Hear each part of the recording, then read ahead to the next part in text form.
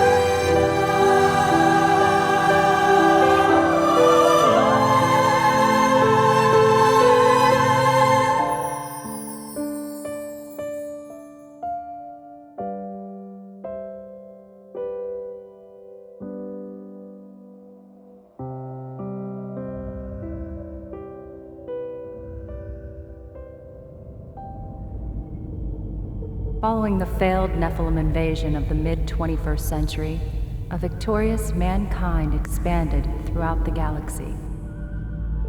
By the late 25th century, mankind had split into two distinct species, the Homo sapiens and the genetically superior Homo technis, known also as the constructs.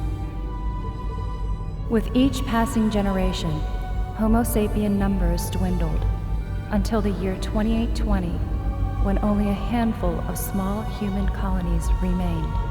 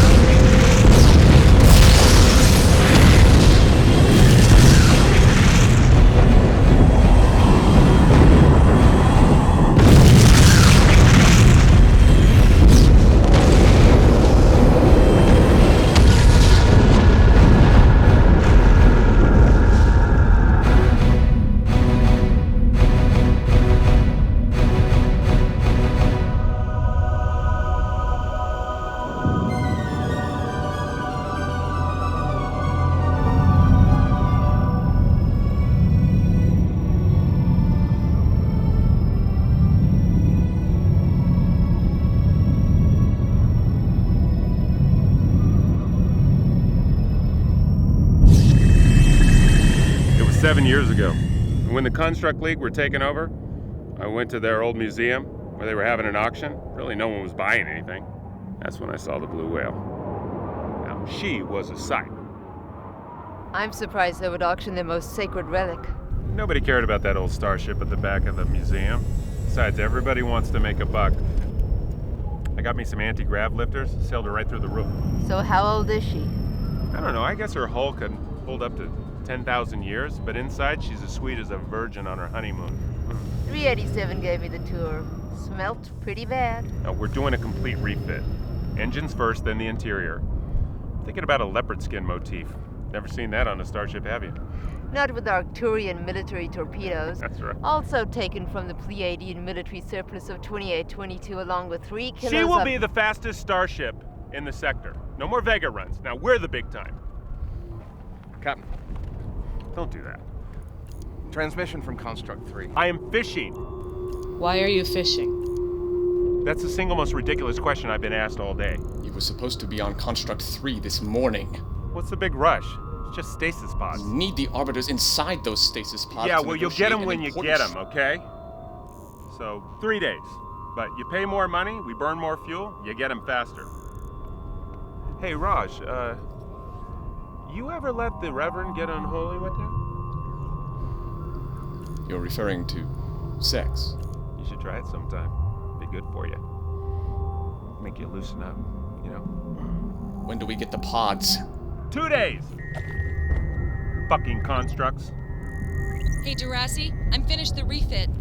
Well, it's about fucking time, fuckity fuck. Let's get out of here. I'm not catching any fish here. I haven't caught a damn thing all day.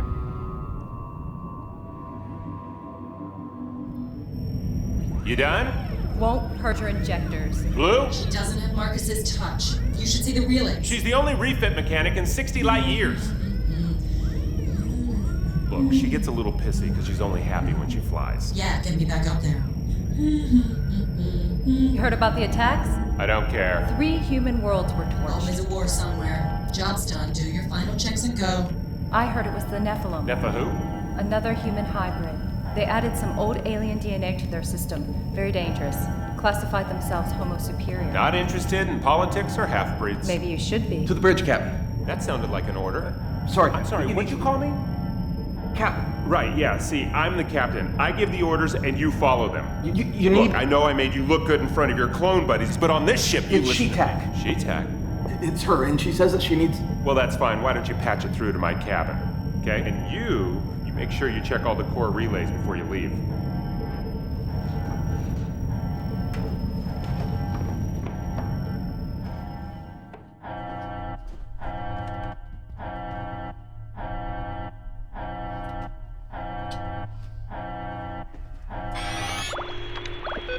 Durassi, She-Tac, you missed me? this is not the time.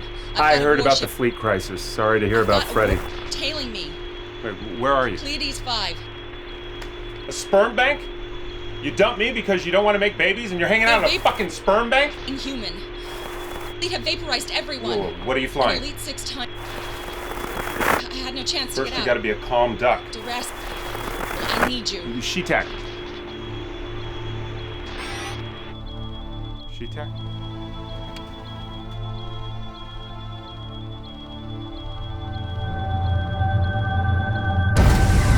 Asswipe! Pleiades system. But we have to go to Construct... She needs us. Blue, you ready to go? Engines coming up.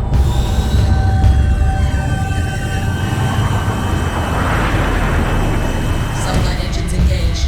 Sealing central core. Hello? No access permitted during liftoff. Whoa. No access permitted during Can you hear liftoff. me? No access permitted during liftoff. Damn it. 387's a hero.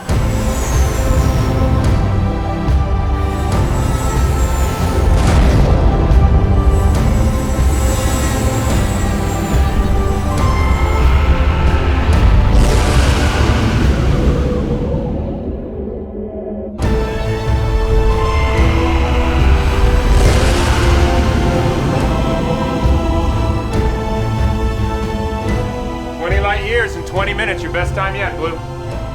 What is going on? You still here? I was checking the core relays when your engine started up. Well, why didn't you tell anybody? Because it's the central core. I could have been fried in there. I doubt that. Scan for Shetek's homing beacon. Where's my ship? I guess it's still docked at the rear. Blue? Yep, it's still there. We have her. Dead ahead. This would never happen in a fleet ship. Gag it, open comm lines. You took your time. Never late than better. I'm towing a life pod to the NMR. Need your help. Where's the barge fleet? They're all gone. Gone where? All of them. Something big coming round. They're back. Shetek, drop everything you're hauling and get out of there. No chance. Incoming vessel. General, engage anti-grav dampeners. It'll be rough. Roger that.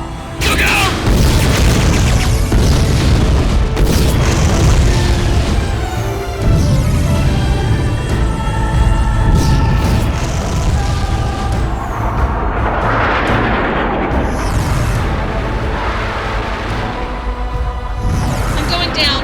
We're coming. Blue, load the torpedoes. Which ones? The illegal one. What? Oh no. Torpedoes armed. Say hello to Jesus for me. Them's highly illegal. I don't see any police around here.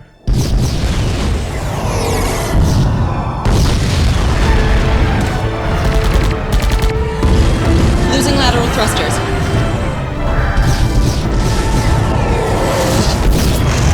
Hot damn, we toasted them. Shetek, I'm here. There's more warbirds. we're screwed. That's the last we had. Start praying. I'm praying.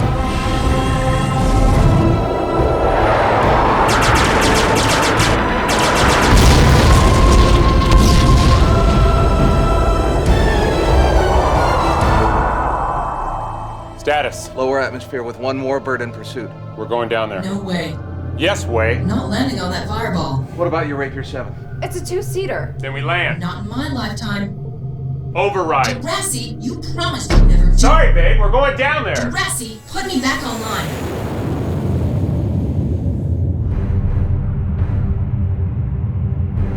Got that? What is this? Now, don't shoot unless it's running. Got it. At you. Right. Don't want to add murder to the list. Oh, shut up.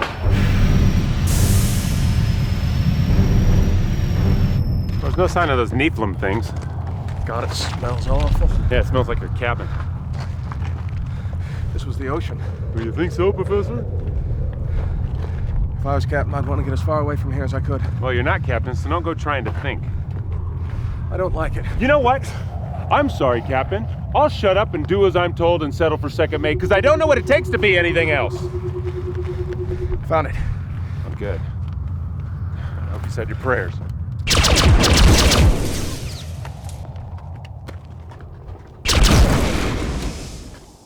Come on, grow a set, will ya?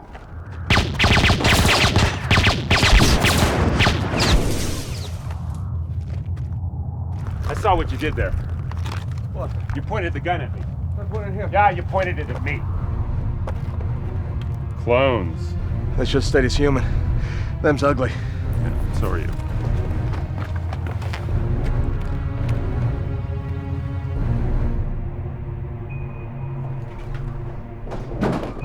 Whoa! We're human! He's not.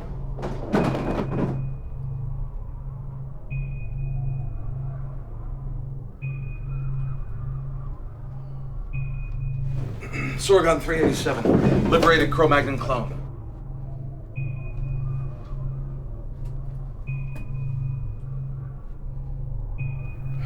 Thought you were all exterminated. Well, we found a little hiding place near Vega. It's not hidden if you keep telling everyone about it. Get your hands off my coat. So, where's Shetek? Your shuttle pilot, the one who's hauling you out of here?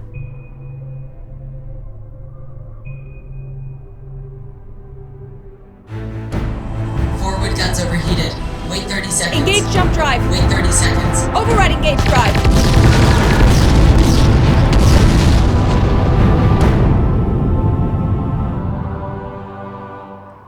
You upset? Get back inside. You hadn't seen her in over 7 years. Yeah. Look, Captain, look. What the fuck do you know?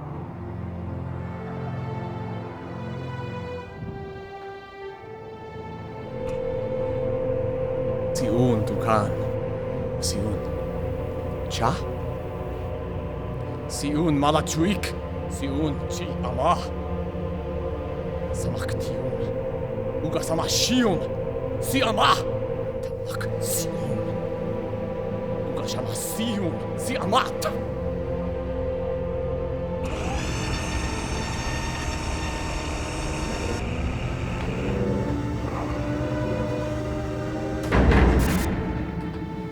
What happened to you?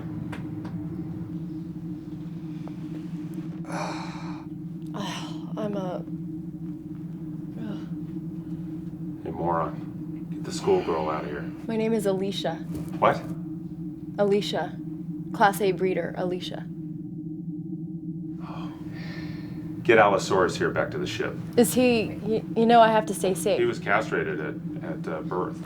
He's as sexless as a kitten.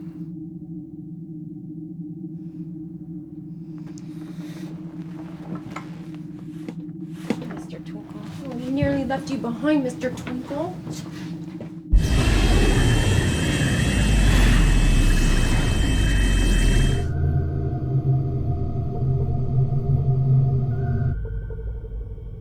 You know, Sorgon, he's a half-wit, but she seems more capable.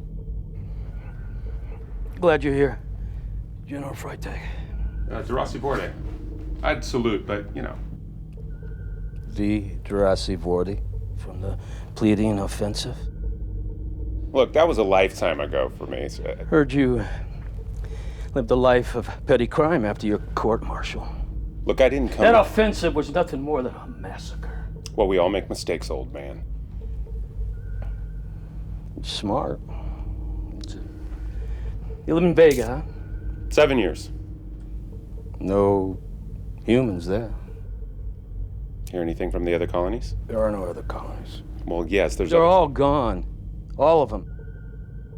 They used biobot infiltrators. Put them in place years ago. And they gave the signal. We couldn't even get a fleet up. Everything is gone. It's a matter of days.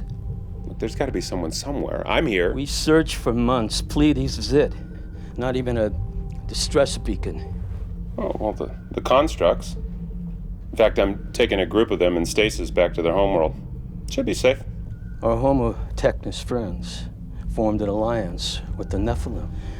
You go there, you'll be executed. I got a contract. Sorry, I'm under league protection. Listen up, ostrich boy. The original Nephilim go back millions of years. Like the constructs, and want us all dead.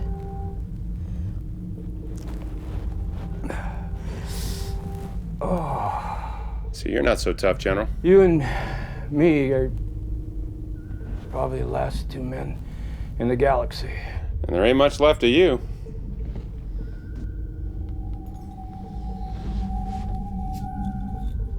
That, Alicia? She your daughter? She's the last we have. I'm disgusted. A man of your breeding. Get your claws on her. But you and her may be... You're hallucinating. You have no choice but to give her a child. Yeah, look, here. First we fight, and then... There's nothing left. The military went first. You regroup and hide. I'll let you into a military secret. Planet Mars. All the illegal weapons from the Liberation War era. Listen, I got 2 rules in my life. I don't bang stupid girls with oversexed ovaries, and I don't go into forbidden radiation zones. You know it's good for you. Yeah, I do. So listen, human race is run. There's nothing left, it's gone. Wiped out. You are all there is.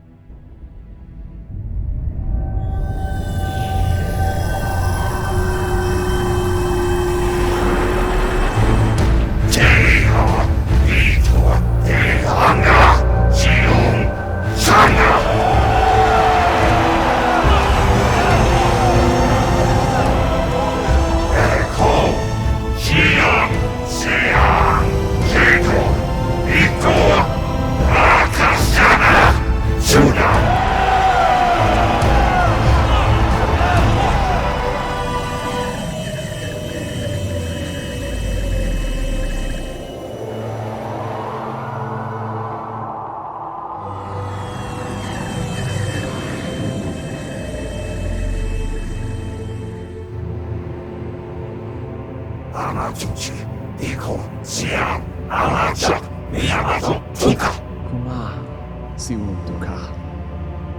Malachuik sima. Palutan morkar. Seuk cha. Seun tuchak maluk. Salok tiom. Ugasawa shiom. Siama.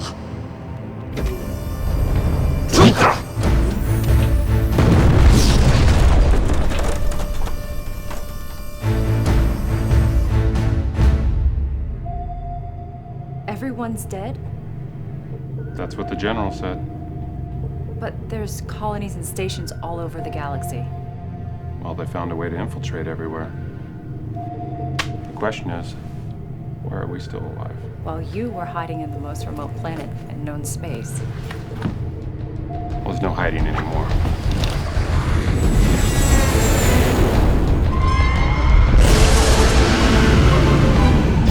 Fucking constructs! Move it, Blue! We're going pretty fast. Why are they not firing on us? We're carrying their people in stasis pods. Cutting us off. Down in the hold.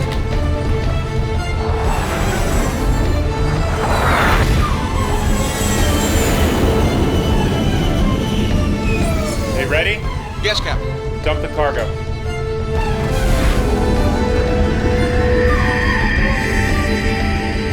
Full reversion to the NMR. No way. Do it! Not through there. We blow the regulators. Manual control. Jurassic, that's twice now. You're starting to piss me off.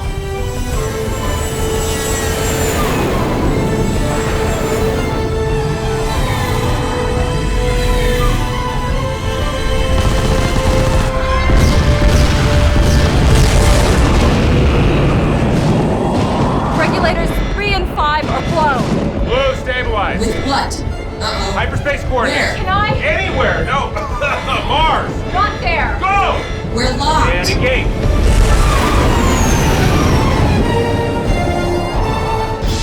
That was tight. That was tight? That was tight? Jesus Christ, rescue. They blew the NMR. No shit, Captain Obvious. Go fix the regulators. I am not a part of your crew. You are now. Blue, how you doing? After all that, I'm not going to get as far. Mutiny? The injectors are clogged, the regulators are blown, and we're venting from the starboard engine. It's good you have your mechanic on board. Marcus was the mechanic. I need new You're nothing, but Can it? Blue, but we're lucky to have her.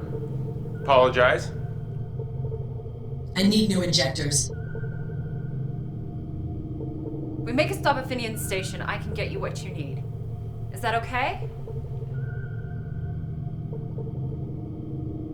It's on the way. Next time we crew up with men.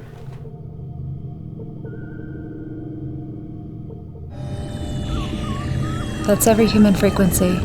But there is this. I hate that song. What does that mean? It says the Homo sapiens scourge has been eliminated. The Nephilim Empire prevails.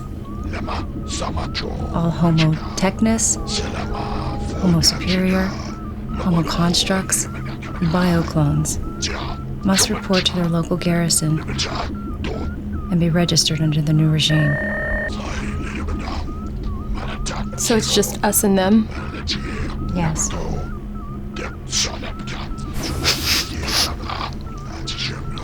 And Darasi? Yes.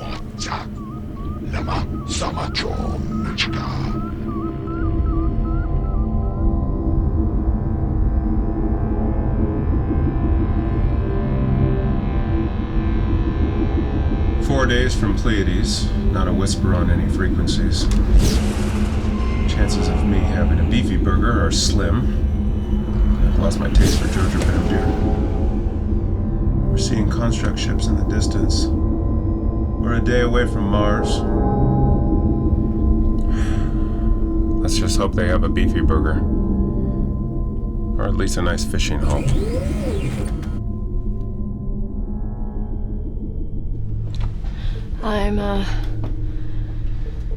Why does a ship have to be so cold? All ships are cold.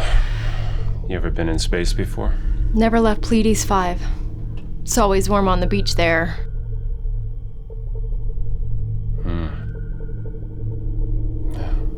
Sit.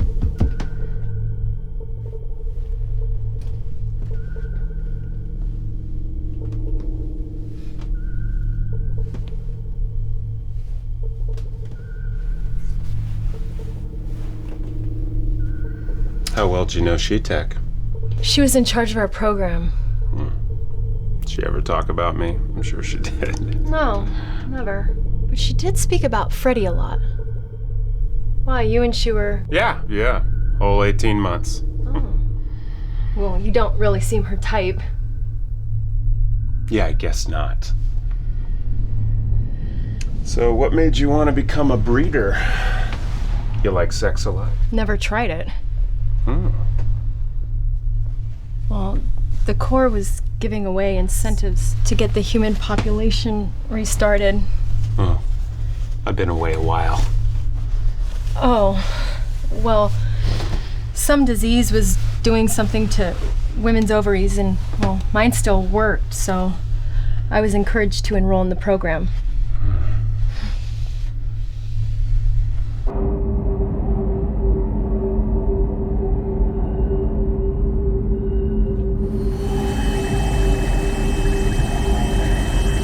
You're a mess.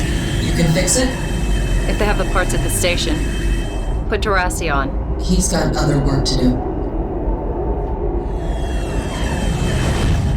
It's been a long time for me. I hope I'm up for the challenge. I need to know your history. Well, my father was in the military. He used to force me to do all kinds of Your things. medical history?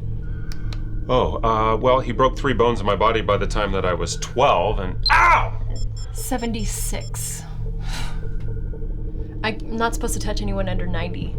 Oh, I'm 39.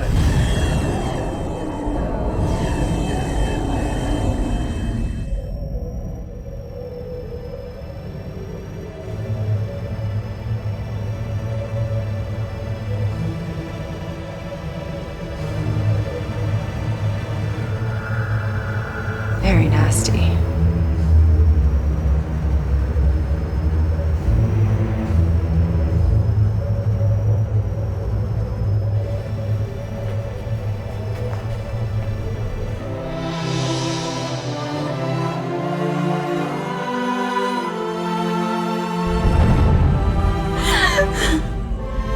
Are you my mommy? What happened? My mommy's gone. How long have you been here? Would you be my mommy? I would love to be your mommy.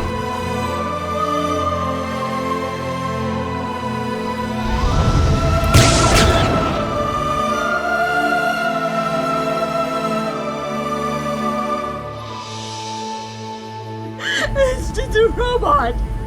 It's just a fucking robot! Homo sapien, almost die. Homo skip, I'm ovulating. Oh, me too.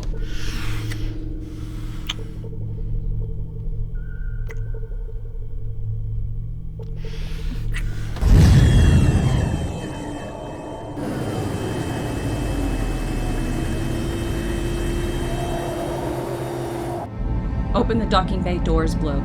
Sorry, Contessa. I can't do that. Open the fucking doors, Blue, or I blast you a new asshole! Doors open. It's my first time. I'm a virgin. It's my first time with a virgin. Oh. Sorry.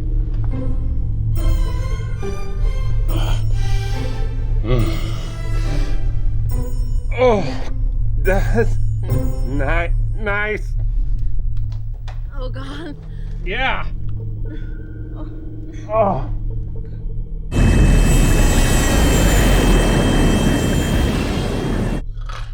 Sorry, dozed off there for a bit. Oh. You know, this is strange for me. I ended it with She-Tag. Or she ended it with me, because she didn't want to start a family. I don't remember. The point is that you want this. And I don't know if I'm ready to start a family. I mean, I want to, but not so fast. I want to get to know who you are. DeRossi. Oh, hey. She slipped out about 10 minutes ago. I know. Did you find anything at the station? What's wrong with me? You find me attractive, don't you? You've been married to Marcus ever since I met you two. Marcus was older than me, and We both miss him.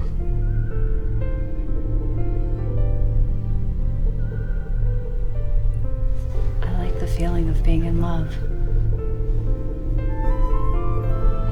Okay. You? Marcus told me about the days before She-Tag. That was 20 years ago. Marcus ever take you fishing? Rintar tournament, 2833. Heaviest Chilean trout. I had 28-24. 25.7 kilos. 28 kilos. Your arms are too small. You're skin and bones. DeRossi. You like me?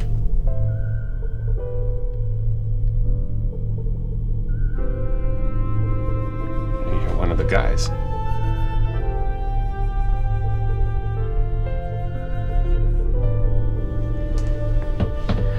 I have a girlfriend.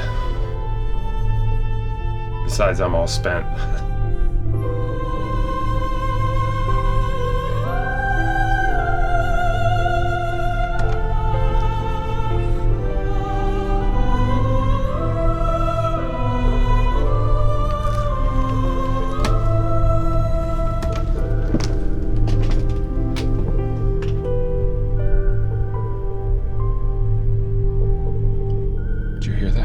Jesus, DeRossi, she's a mess. Tell her the truth. No. I never tell her. That's my rule. Oh, shit. No.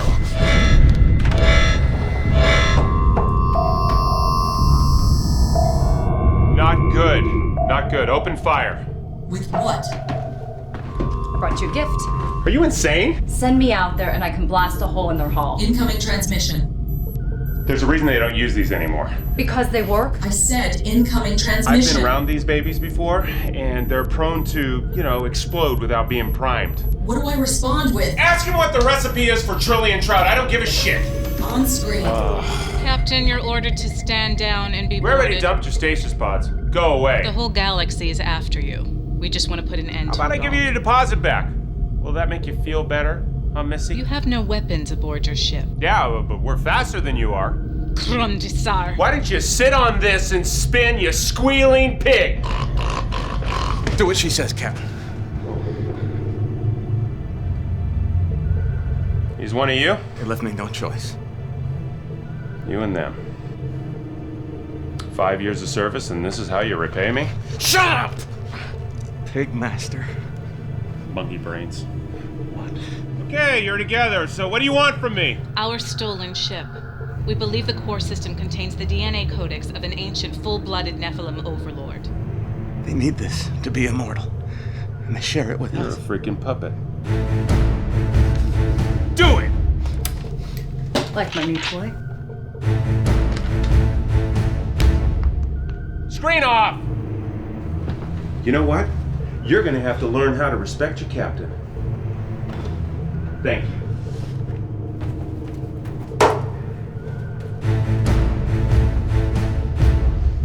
Idiot! You, a chance at a good life. Action, adventure. Get out! All my brothers and sisters shouldn't have to die. That's exactly why I don't shoot you right where you stand! You monkey slave! I took you from nothing, and I made you first mate! Second mate. The second mate! You treated me like your pet. Pig master. You want to be captain? You want to be? Here's your chance. Captain Caveman.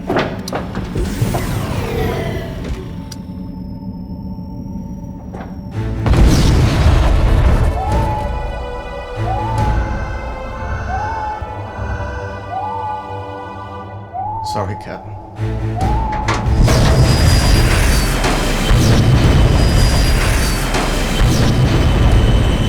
Are we still headed to Mars? It's not like we have a choice. Headed to someplace called Mars. What's on Mars? Old human colony. Weapons. Maybe an army. It's unlikely. The whole system is flooded with Hawking radiation. So we stay for a few weeks, do some fishing, collect some weapons, and then we leave and wage war. Planet Earth was destroyed centuries ago. Nothing can live in that system. Slow them down full of fleet arrives.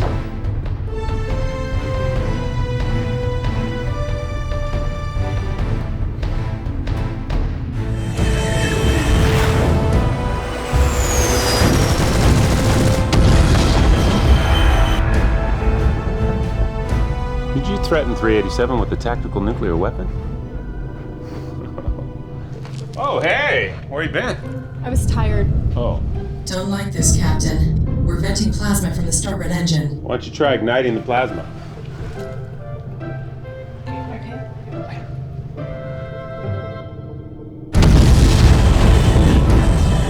They're falling back. We're at the NMR in 15. You must be impressed with me. Is it true what they said about my core processor? Nah, it's called Starship Envy. You're still the fastest bitch in the galaxy. Darcy, What? can I speak with you in private? Later. No, now. Oh. Wait! Come.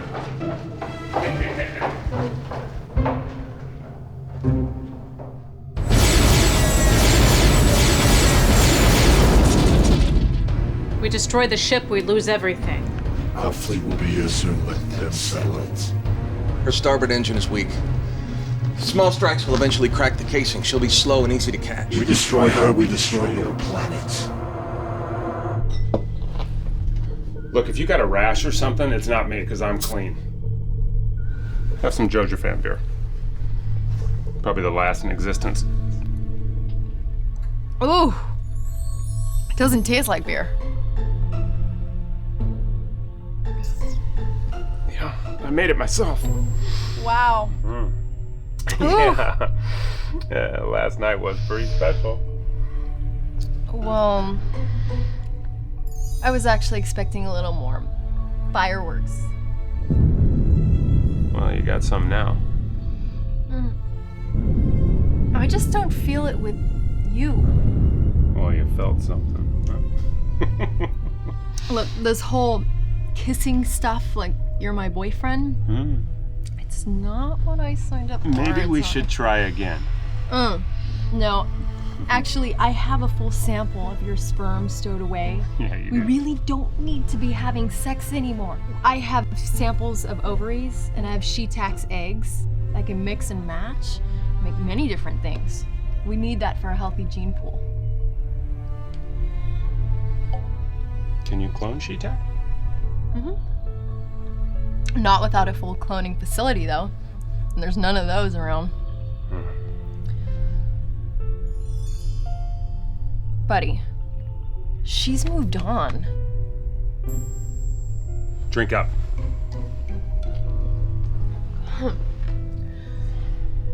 Contessa keeps looking at you.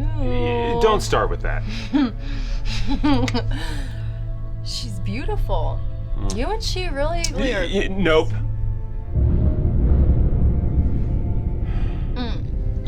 Is she your sister or something? She's married to my mechanic. Was. He's dead now. Oh. Do you have a ghost watching over you? I'll tell you something, but you can't tell anybody. You swear? I swear.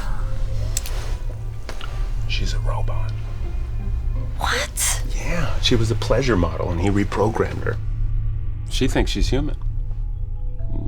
He programmed her to fall in love and be in a committed relationship. Hey, what are they doing out there? Long-distance concussion bombs.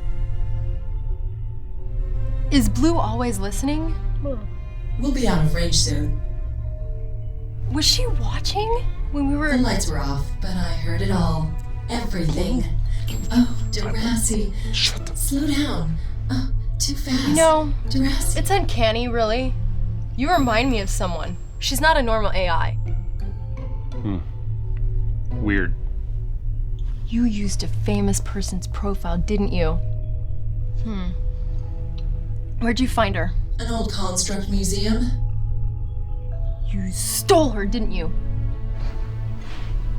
I liked her personality, but I had to erase her history.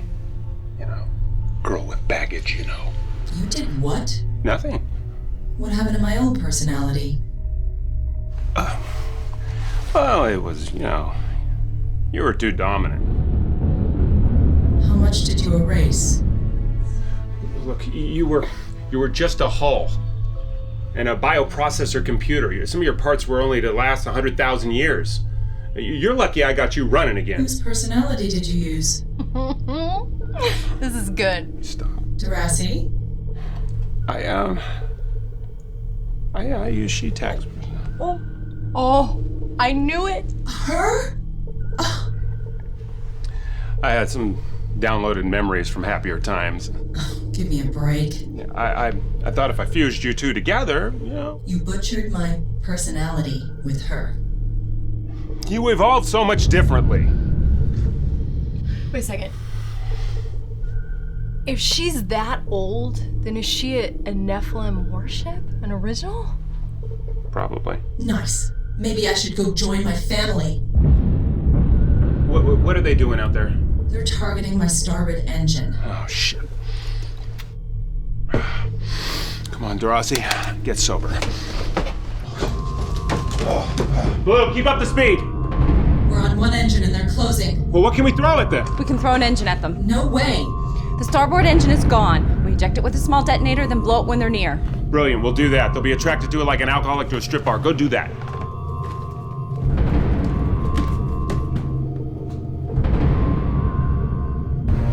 Almost upon them. What are they doing? It worked. No. Now I know the captain and his snake tricks. Hey, activate the magnetics. Ow! They're on.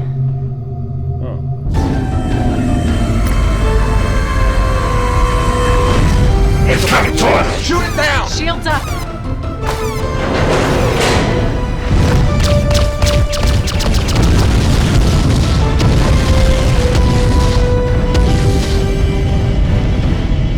Status. Ram scoop destroyed. Engine management offline. We ain't going nowhere. No matter, we'll keep the war fleet close. Very impressive, Cap. Sending out contractors. What? They will keep tabs on where they land.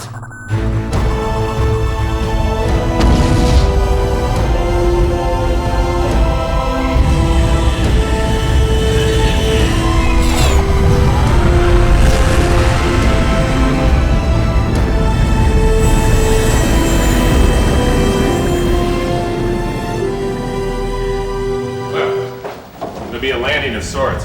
Can't say I'll be walking at the end of it. It's a personal shuttle, isn't it? It'll be a safer landing. You want me to blast the Nephilim warship before we land? And you stay hidden. It's mighty precious cargo you're carrying.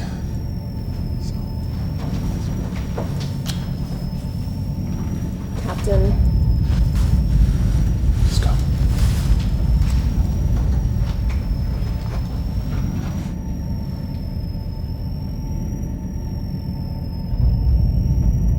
Time's wasting.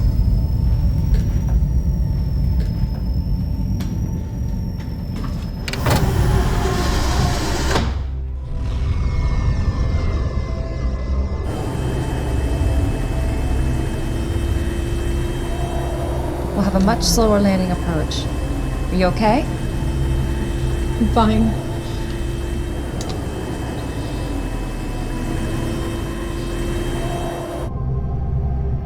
No fishing holes anywhere. Lou, find a soft place to land. Scanning. You're a pissy missy. How important was I to them? The constructs? They had you locked in a museum. Your consciousness and you were alone for a few thousand years. You had no one to talk to. You're all alone. Couldn't move. That's what I was. That wasn't you, Blue. And you're not She-Tech. You're unique. Special. You know that, don't you? I know that. Do you? Blue? Hold tight.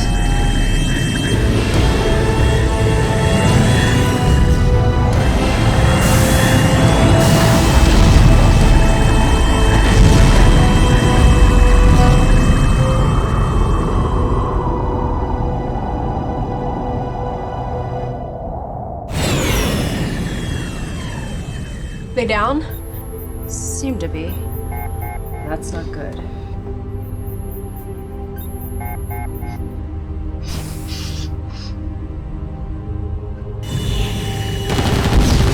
There are a lot of these. Are we landing soon? I can't stay in here. Why did you become a breeder? I couldn't get a job with the Corps, and I wanted to get away from home. How many babies did you sign up for? I could go as high as 10, and I'm contracted for 5. The pay was nearly the same for 5 as it was for 10. Maybe one day I'll enjoy it, but right now... Well, you are on your way to becoming pregnant. Never even been with a man. And? He's just not... I don't know what to expect, you know? I have samples of some of our greatest men, and DeRossi, he's... Common? Well, not anymore. You like him, don't you? Damn. No. My husband. He recently passed on, and I've been taken over. Oh, can we sit down somewhere? Listen to my story. Your story? That's funny. What do you want from life? I want to settle down with a man who loves me and have a family and... What? Fuck! You shouldn't think that. I can think and feel whatever I want. You have to... Alicia, what are you talking about?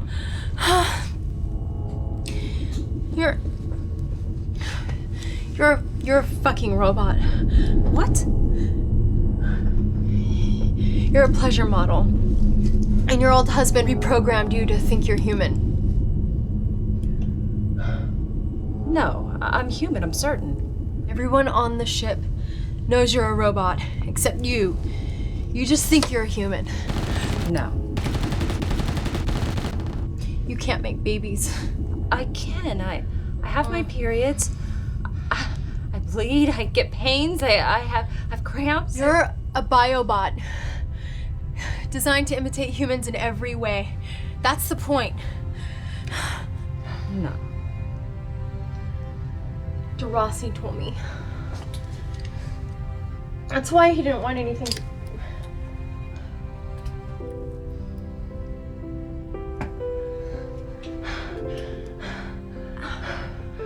But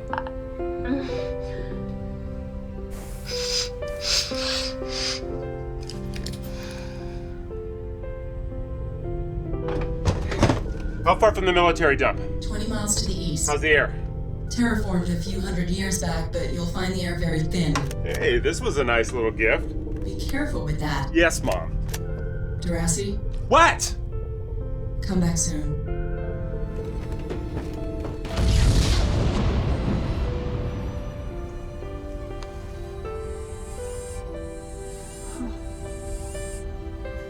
On Pleiades, we have beaches everywhere.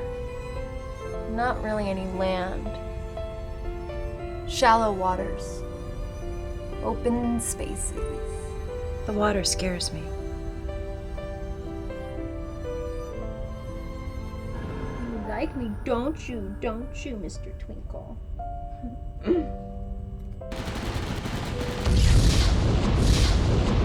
That's the last there is. Mr. Twinkle carries sperm of 5 of our greatest minds.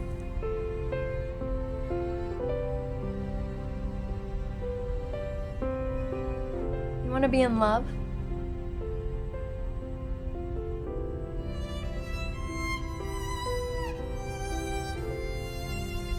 Maybe I'm programmed that way. My emotions are nothing.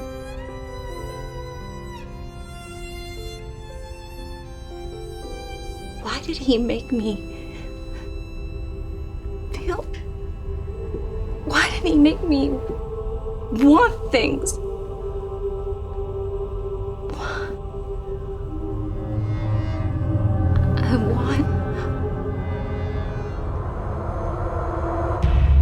I want to have it.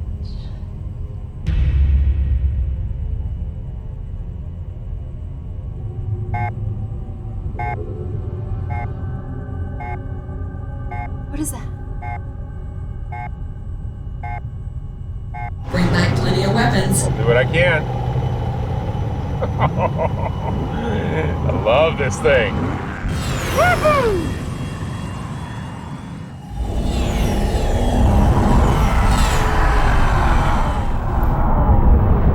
They're here. Can they see us? Of course. They're not stopping. Why'd they do this? Fucking Nephilim!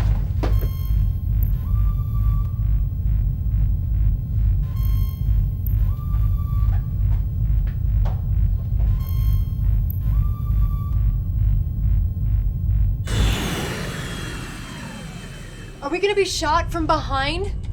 They got bigger fish to fry.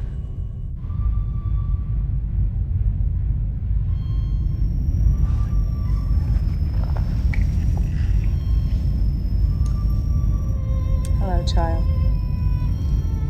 I ain't your child.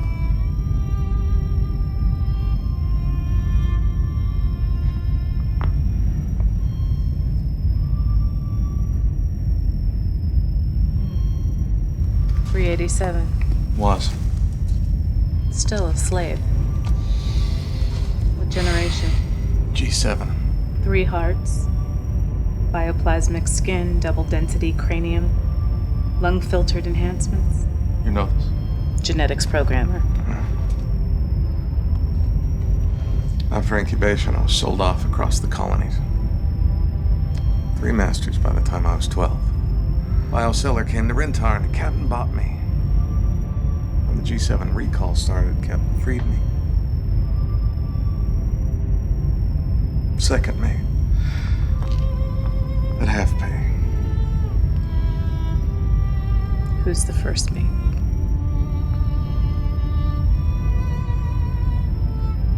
We've known of your illegal colony for some time. If you hadn't housed the stolen ship, Vega would have been torched. I've done things I regret. The captain deserved a lot of this.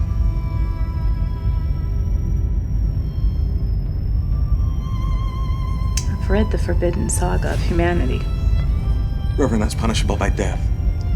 Humans and constructs were once the same species on Earth. There was a human doctor, Dr. Thaddeus Hatcher. He had a dream to see Homo sapiens evolve. I'm engineered not to care about such things. The Nephilim waited for human numbers to become more manageable before they started their genocide. I have my doubts that they will honor their promises to share in their immortality. You think they'll turn on you?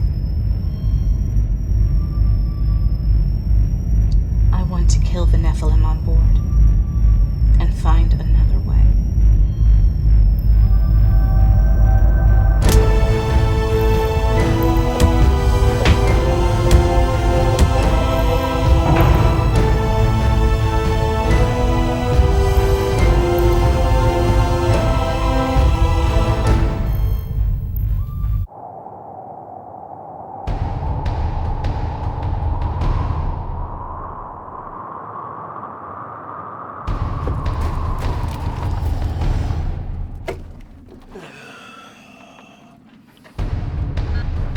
Dead ahead.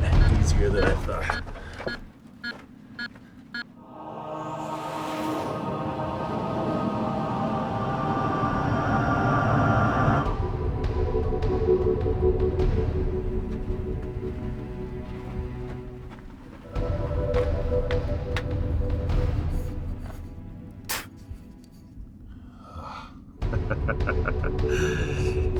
Yes.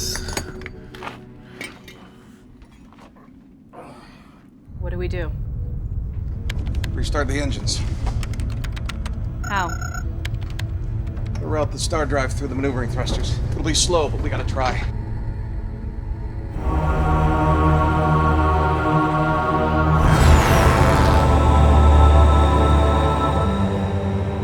Hey, Blue, I got a surprise for you. Drosy. Hands off, lady. I'm a fucking robot. What? I'm sorry, it just... You knew all along and you said nothing to me? Okay, you're just a robot. Let go of him. At least I have a body. And if I kill you with the strength of a robot, it wouldn't be murder. Because I don't have a fucking soul. You seemed happy, and I needed you to fix the ship, so... Fuck you. I even fantasized about you. Really? About having a child with you and everything. What happened was that... Why'd you not tell me? Why? Marcus begged me not to tell you. Fuck! I wanted to be with you. Everybody wanted to be with you. Marcus gave you ovaries. If I slept with you, you could have got pregnant, and then you wouldn't... And then what? You would have made the robot happy? Oh, heaven forbid we make the robot happy. You got the little breeder here pregnant. Well, that was before there were so many, men around, and it had been a long time for me, so... There is a Nephilim warship about to land. That's fine, we got plenty of weapons here, so... You're gonna need a lot more than that. Fix the whale for me, so... Please. Is that an order? Yes. And if we don't get airborne, we'll all die, right? Yeah, that's the plan. Oh, well, what do I care? Because I'm just a machine without feelings. Trust me, you have feelings. They're here.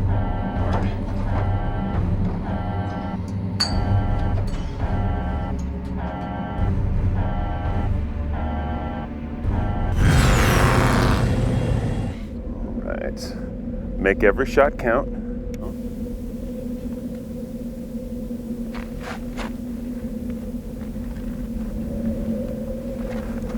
All right. Thanks.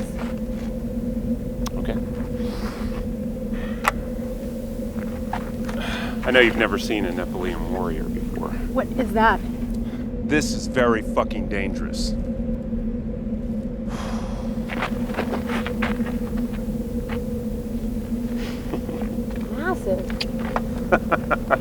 Are you flirting?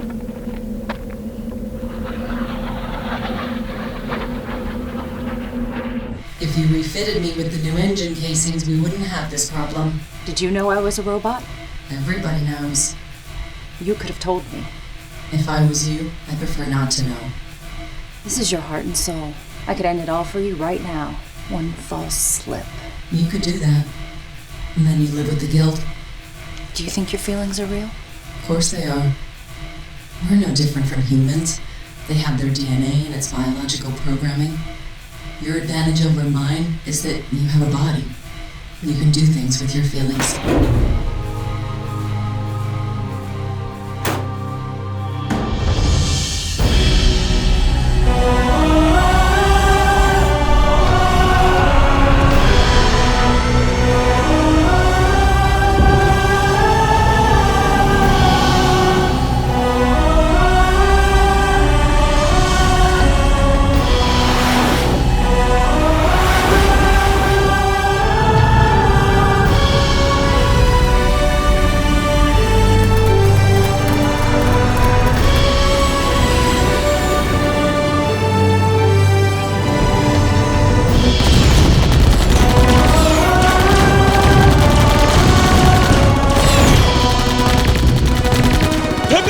Don't just shoot randomly! I hit 3 already! You can't possibly miss! Shoot the mini nuke!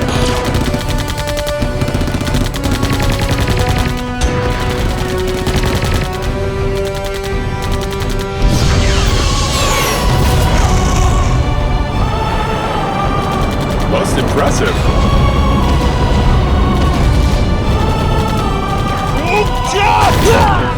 Oh, I'm gonna kill every last one of these motherfuckers! Die and die! Enough. Come on. I'm gonna do this! These fuckers have got to pay! It's a pity you didn't show this in the bedroom.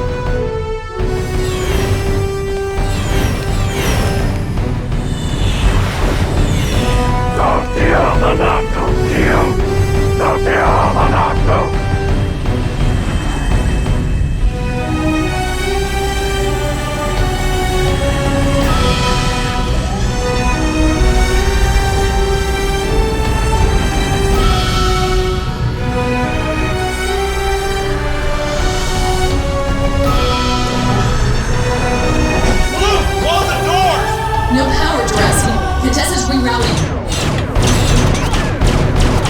Spear gun! How long? A few minutes before we starting. Can't promise we get more than a few hundred meters up. Plasma's almost gone.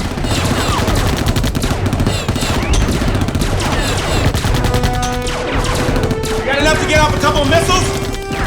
I've armed them for you. Get back! Both of you, take the Rapier 7, take it 20 miles east of here to the caves. That way you'll be safe. There's gonna be a lot of explosions coming off.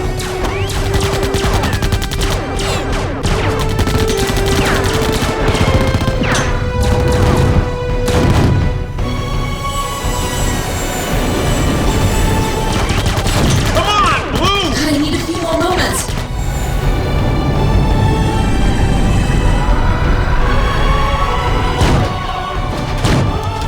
Rerouting plasma conduit. Empty. Close the doors, Blue!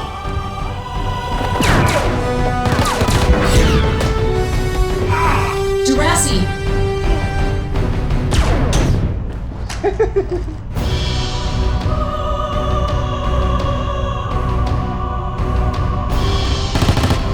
Jurassic. Not the CFTPRG!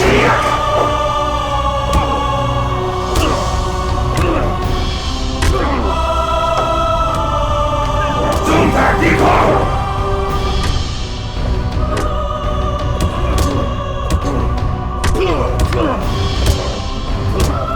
Blue, lift off! Not enough power.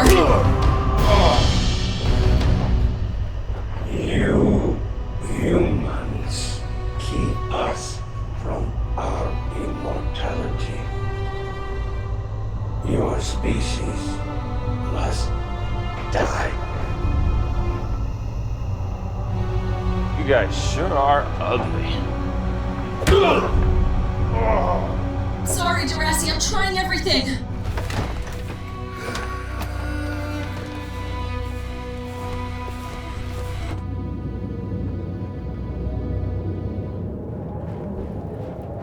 We're gonna stay here and stay safe. I'm safe. I'm no fucking robot.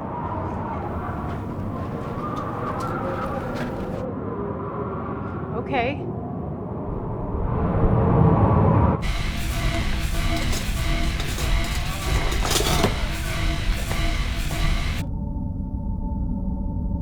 They're in my central core. What can I do? Stop them!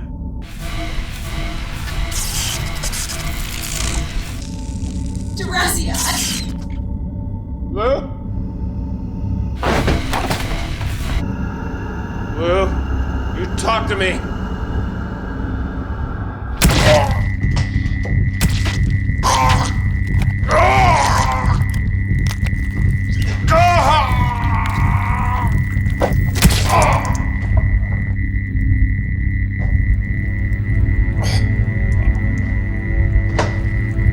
Blue?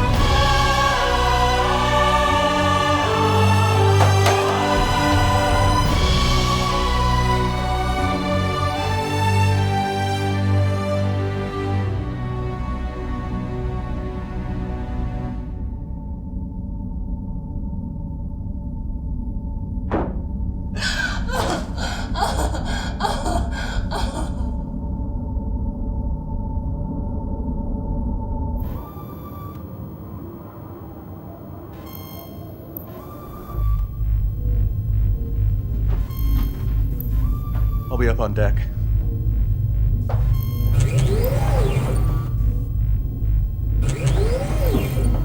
Get off the ship!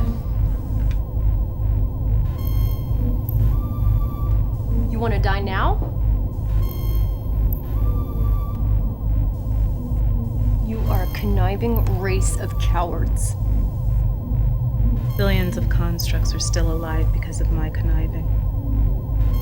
But there are better ways to win a war.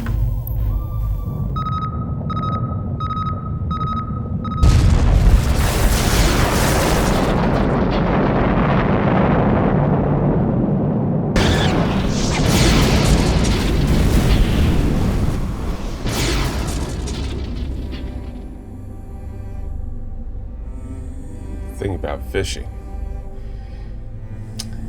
it's not just about patience. It's a strategy against the fish. First you have to lure them onto the hook. And then once you get him, you have to keep him. Wear him out before you bring him in. Remember that. We will.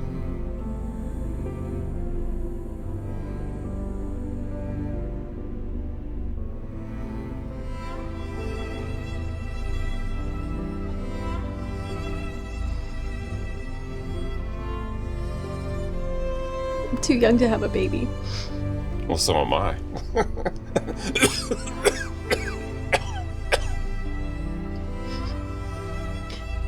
Your ship's in good hands. Yeah, right.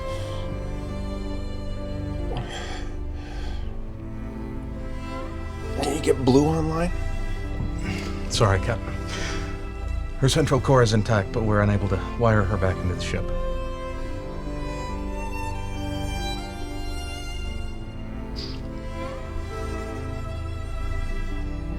Contessa says Where's that little flower? We found a large stash of old missiles. she's out dealing with the remains of the Nephilim. She's got quite a temper on her.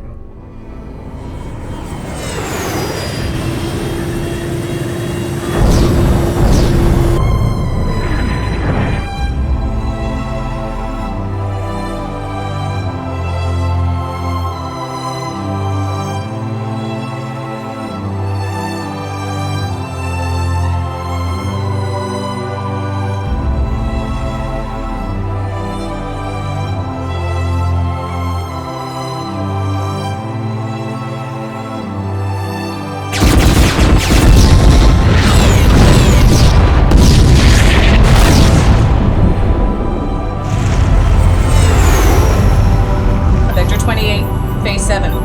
Got him locked. Fire.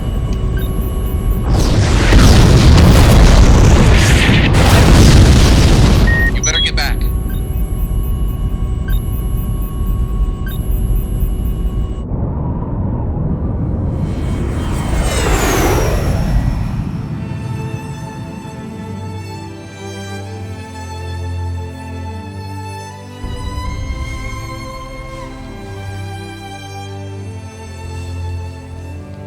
I wish I had,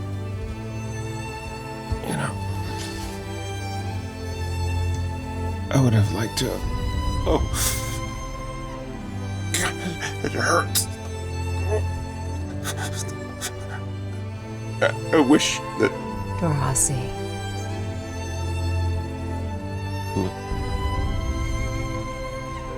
Blue?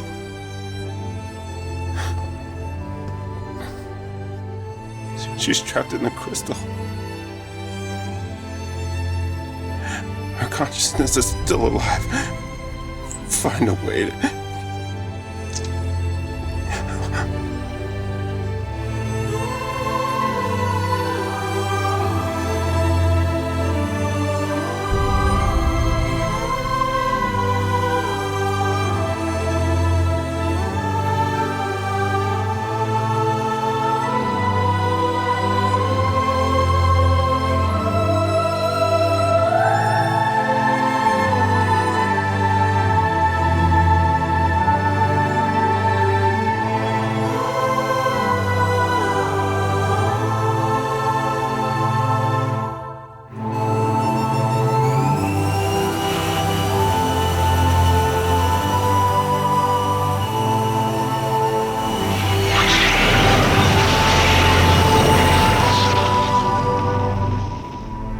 With the loss of their fleet, the Nephilim Empire was left in disarray, but prejudice towards Homo sapiens would continue for years.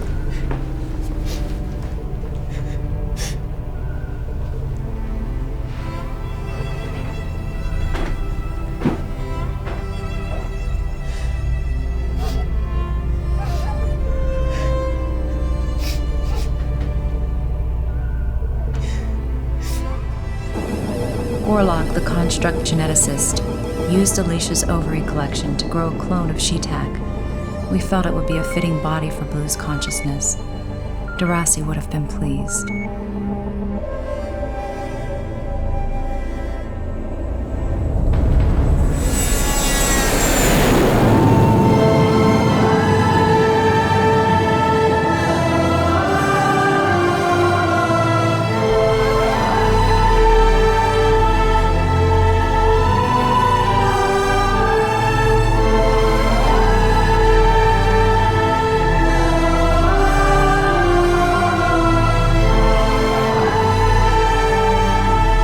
We traversed 2 galaxies before we came upon a new home, a birthplace for a new humanity.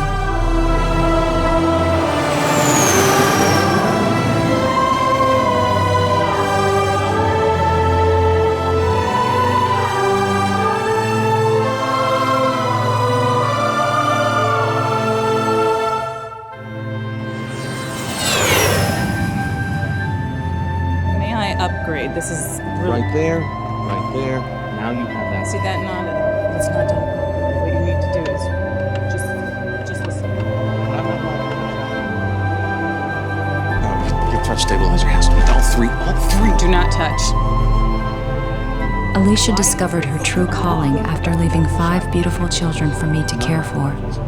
She never returned to our world, but I always assumed she helped bring down the Nephilim Empire, because within a few decades, they were all dead.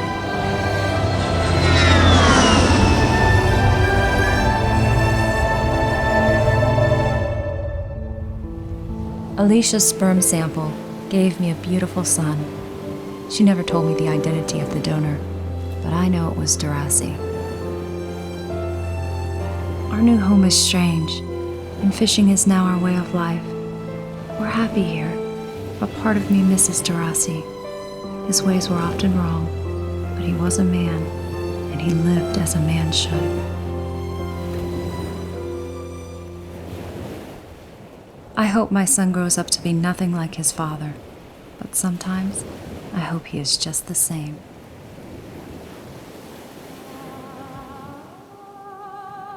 I am become life, the creator of worlds. I am a machine, and I have a soul.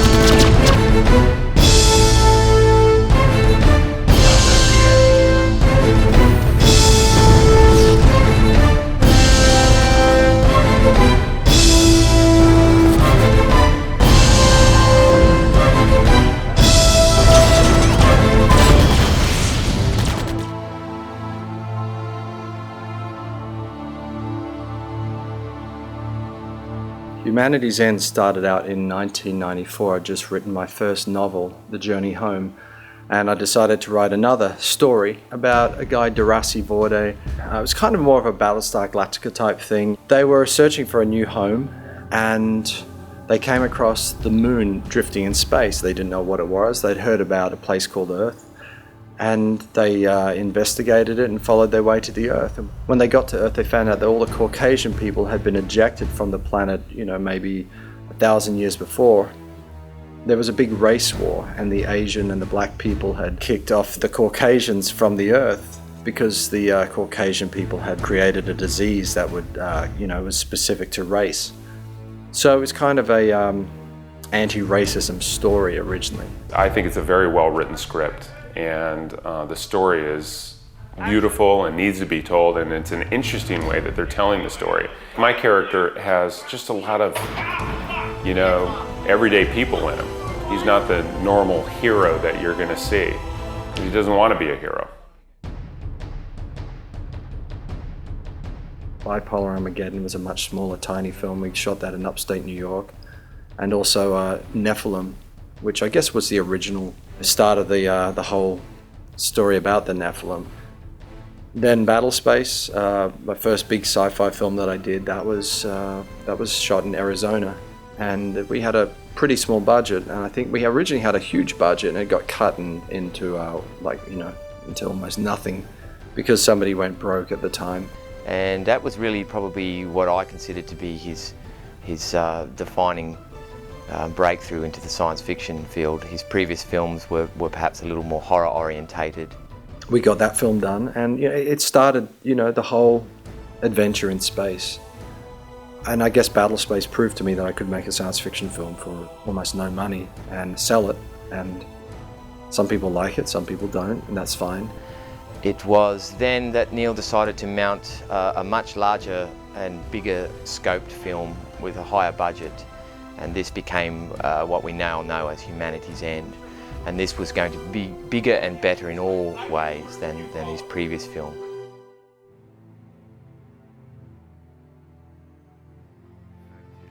Originally, my idea was to rent a house in Palmdale in the desert outside of Los Angeles and build the set inside the house. So the entire house would basically be a spaceship, because when I was a kid, I always dreamed of building a spaceship in my own back garden. But I rented a brand new house, and unfortunately all the electrics hadn't been done, and the place was a bit of a fire hazard, and there was like dust clouds coming through because we were right in the desert. It wasn't really appropriate. So I moved out of there, moved back to Burbank, which is the real Hollywood in Los Angeles. And I rented a small apartment there, and the plan was then to basically find a warehouse or somewhere to shoot the film. We came across Laurel Canyon Stages, and they had pretty much a full spaceship set built already. So we modified that. You can see the spaceship set used in other movies. If you go compare all the films shot in Laurel Canyon Stages, you can see ours really had a great look. Obviously that's attributed to our DP, Massimiliano. He really did some amazing things. But when you rent a proper studio, of course, it's not cheap. These were pretty reasonably priced studios. Neil decided that we needed a bedroom set for Darasi that matched the set stages at Laurel Canyon, but something that we could build ourselves and would have 24-hour access to, so that we could take our time shooting the scenes on that set. Neil flew back to Australia, probably to sell another one of his houses to finance the film a bit further. And in that week that he was away, myself and my colleague, Mr. Emmett, constructed a fully functioning set in the lounge room of Neil's apartment. We didn't exactly have permission to do this. We kind of brought all the materials in at night, sneakily up the stairs, big sort of loads of timber and tools and all sorts of stuff. And when we were constructing the set, it was summer in LA, and it was quite hot, as it does get there. And because of the sound involved in construction, we weren't actually able to open any of the windows or doors. So it was really quite hot, and we were working away, sawing and cutting and building. So, however, one night when I was spraying the entire set black, it just became so overwhelming, the cloud of paint dust, that I actually had trouble breathing and lost vision partially, just due to the smog of paint dust. Every single piece was used. So this is a spaceship set built for how much? $723. That's pretty good. Less labour. There will be no gaffer tape as major prop items in this film. Unlike the last film. Emmett and Blake were really the two kingpins in the whole film. They were the ones who pretty much did all the work. But, the results really were, I guess, a testament to their hard work and my supervision. Day 9 of set construction. What appears to be our final day. this wonderful little set that we've built. We should have some nice shots of it very soon in its completed form. It's been a labour of love, blood, sweat, and tears.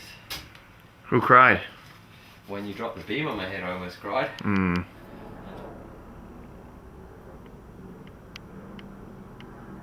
I guess without them, the film just would never have been even close to being as good. These guys saved my ass a couple of times over the years, and again on this film. The two of these guys together are like an army of 100.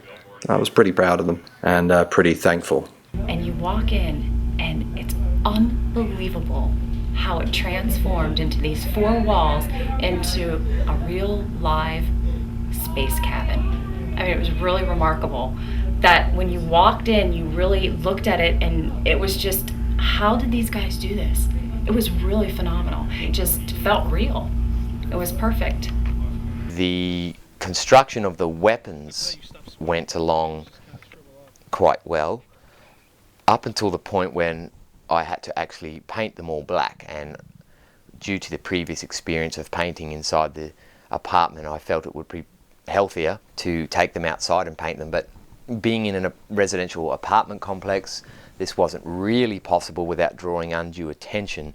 So I managed to climb up onto the roof of the complex, and that enabled me to paint the items without being seen. However, the second day of painting the guns up on the roof of the complex brought some unwanted attention in the fact that we had several, at one point, helicopters flying over, then circling back, and then they seemed to be hovering a few hundred meters above.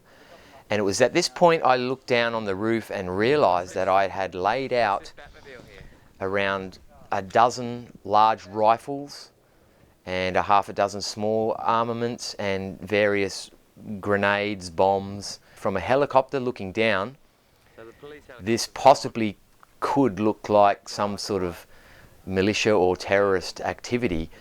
So the helicopters tore off at great speed. It was at this point I gathered up all the weapons and basically took them down and hid them under a dumpster underneath the apartment centre, and basically went into hiding in the apartment. And it wasn't long after this that a SWAT team arrived and did a patrol around the area and were knocking on doors and stuff. This brought me back to the incident that occurred in America on the first experience with working with this type of props and hardware in the hotel where we were staying.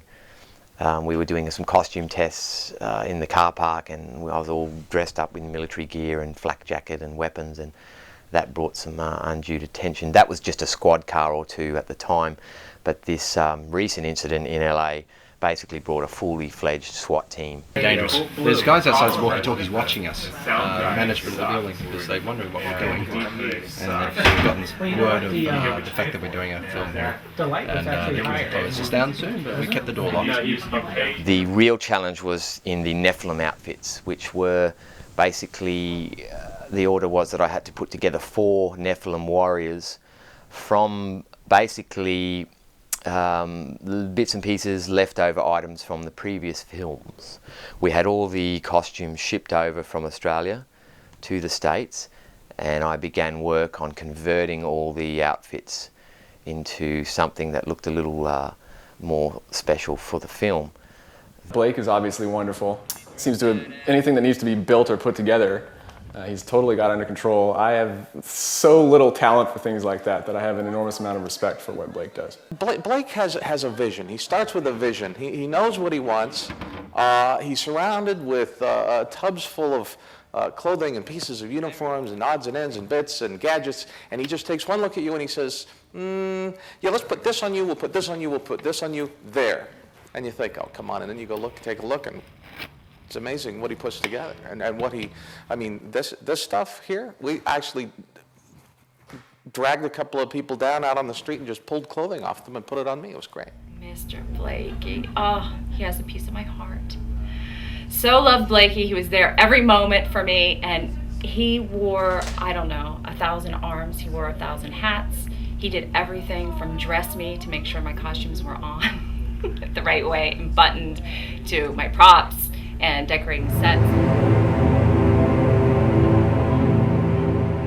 With science fiction, I've always loved, that sort of space opera fantasy stuff, but I like real character interaction. I'm not into these sort of movies that are just cops in space. I'm into something that's much more epic and grand.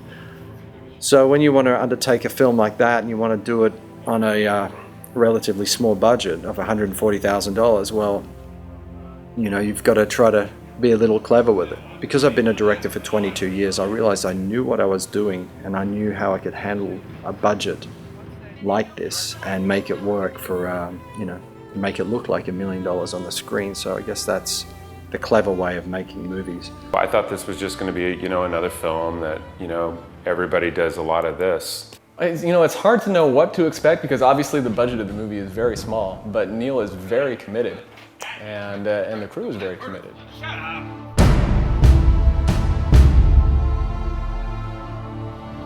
Going on location in the desert was really dusky and hot, but it was such a great experience. It felt like we were on another planet.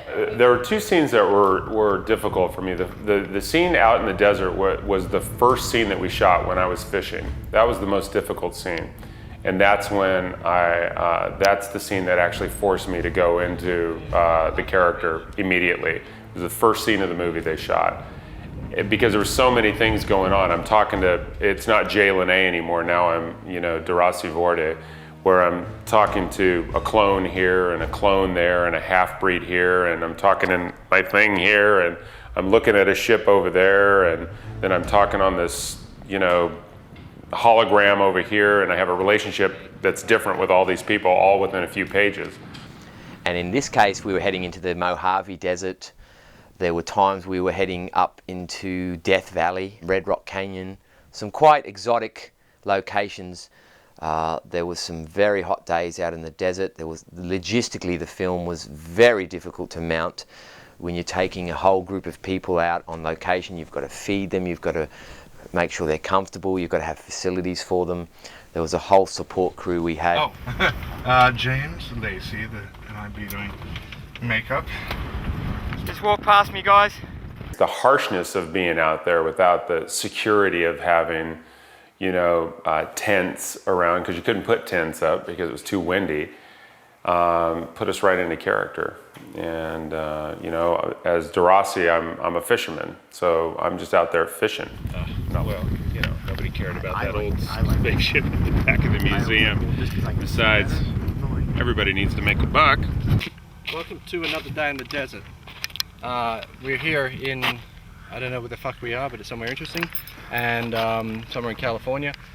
And we have permits today. It's the first time ever I've had it's not often I have permits. What's the worst experience you've had so far in this outfit, Todd? I took pieces of rock out of my arm for when I took the first death in the movie.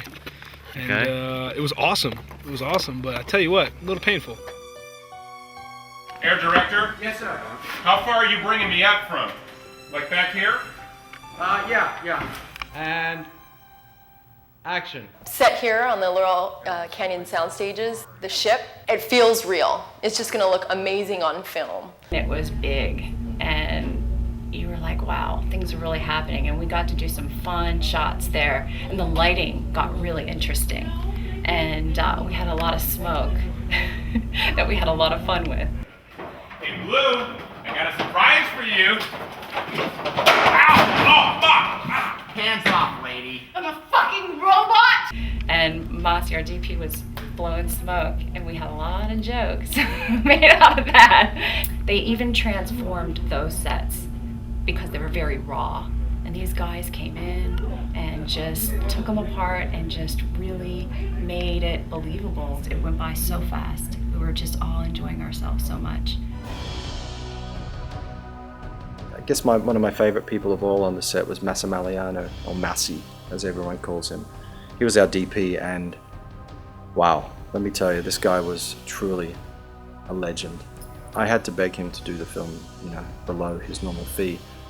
And he was gracious enough to say yes, because he'd never done a science fiction film. I mean, the guy is, he does a lot of big movies and stuff, so you know, he was able to come on board and work with my my special digital system that I kind of put together for the movie. I've been, as a personal endeavour, been researching and collecting other science fiction films that were shot on the same set at Laurel Canyon Stages, the spaceship interior sets that we shot on. And I can say without hesitation that every single film that I've seen, and it's around a dozen films, they were all shot on exactly the same location, do not stand up to the shots that we achieved that day. And now this has to come down obviously out to the lighting, our DP, our Steadicam operator, all the guys on the crew that made those scenes shine. And then you compare this film, you can see how good a DP he really is, because this movie looks so good. He really understood my style of making films, and he just jumped on board. I mean, this guy was perfect in every sense. To this day, I can't believe my luck sometimes. All the good people I had on the film really means a lot to me, to have, you know, have the respect of somebody like him and have him come on board and say, yes, I'll do your film.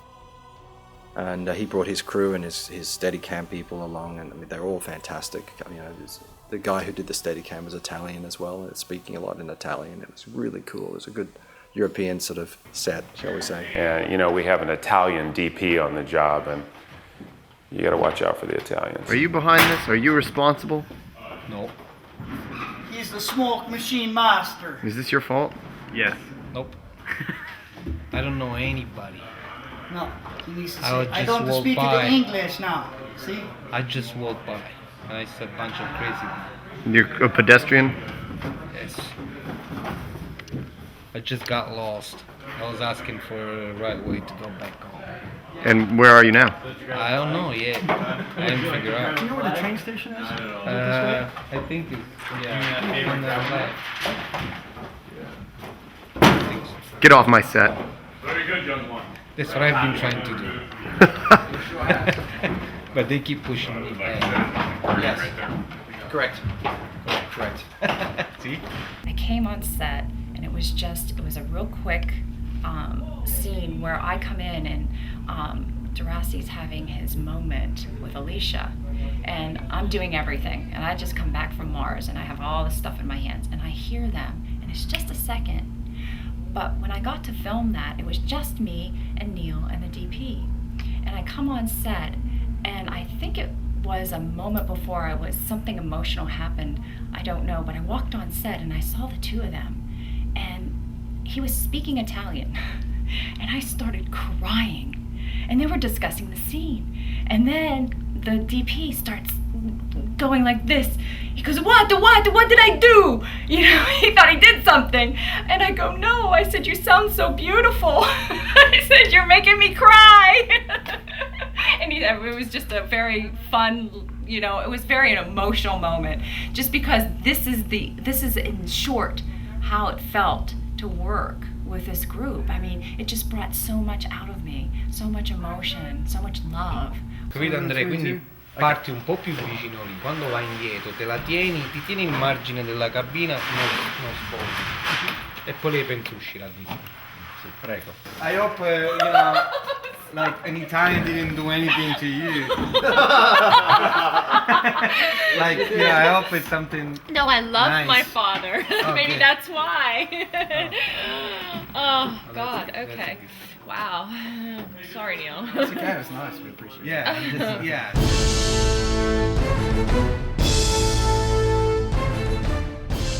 Yeah, he's an ex-military guy. You know, he was kicked out of the military, and now he's kind of just rolling around the universe. The ship that he flies is called the Blue Whale, and he stole it from a museum, although he tells people he didn't. Jay Lene, who played Deraci Vorde. I mean, we had a lot of good choices for Deraci, but he just brought the comedic element into the film. Deraci, I really felt, I felt so strongly about Jay. We saw many different Deracis. In fact, I think we saw the most actors for that role being the leading man. He had the look, he had the attitude, he had the presence. I mean, he was just such a dream to work with. Everybody enjoyed him on set. You know, I highly recommend any producers or directors that take this guy. He's got star value written all over him. I mean, it's a very serious role and it's quite a journey for him, but we felt there needed to be just that little bit of humour in there to keep the humanity of it. And Jay really nailed that, and I was so pleased to be able to give Jay the call and let him know that he'd been cast, because I had backed him the whole way. He really held the production together. You know, he had some, when times were tough, he was able to make the crew laugh. He made everyone feel at ease, and he was just a real consummate professional. And I couldn't imagine the film or the role without anyone else but Jay. He gets pulled into a situation like, you know, like we all do in life, where you didn't know you were going to be here. And now you either step up or you step down. I don't want to overanalyze a simple man. I just don't. I want to make him as simple as the parts of me that are simple. I ate a lot of donuts to prepare, you know, because he's not the normal Han Solo, really in good shape kind of hero. He's not preparing to be the hero. He's just a guy that gets pulled into a normal situation. It's like the heavy guy that's walking home from work one day and he sees a burning building. He doesn't want to go in there. He hasn't been preparing for it, but he goes in there and he maybe saves a few people. And I had gone to the director and I said, you know, you've got the F-bomb running all throughout the script, and it's almost like in 2800, that's the way they talk. They use the F word as if it was a second language. Why don't we show my bare ass? You know what that means? And he was like, okay. I said, I just think it's funny is that he's a guy that just kind of lets it all hang out, that he would walk in to the captain's deck and, you know, be in a sheet and maybe turn around and, you know, you would see his full ass. And he was like, oh, he's the kind of director that just goes with that. We have one more place? Huh? We have one more preview? Huh? Yeah, I just want to make sure you guys take me serious as captain here. I just had to confirm that rumor. You do have a tight ass. I do have a tight ass. That's a golf clap. You know what that is? That's 40 years of ice cream. The scene when I died at the end, you know, what I had racing through my head at that time was that, you know, I'll never fish again and I'll never see my kids again, and because I love to fish myself. That was a hard scene to get through without just full-blown crying, but DeRossi wouldn't do that. So it was hard for me to keep it in. And that's the texture of that script.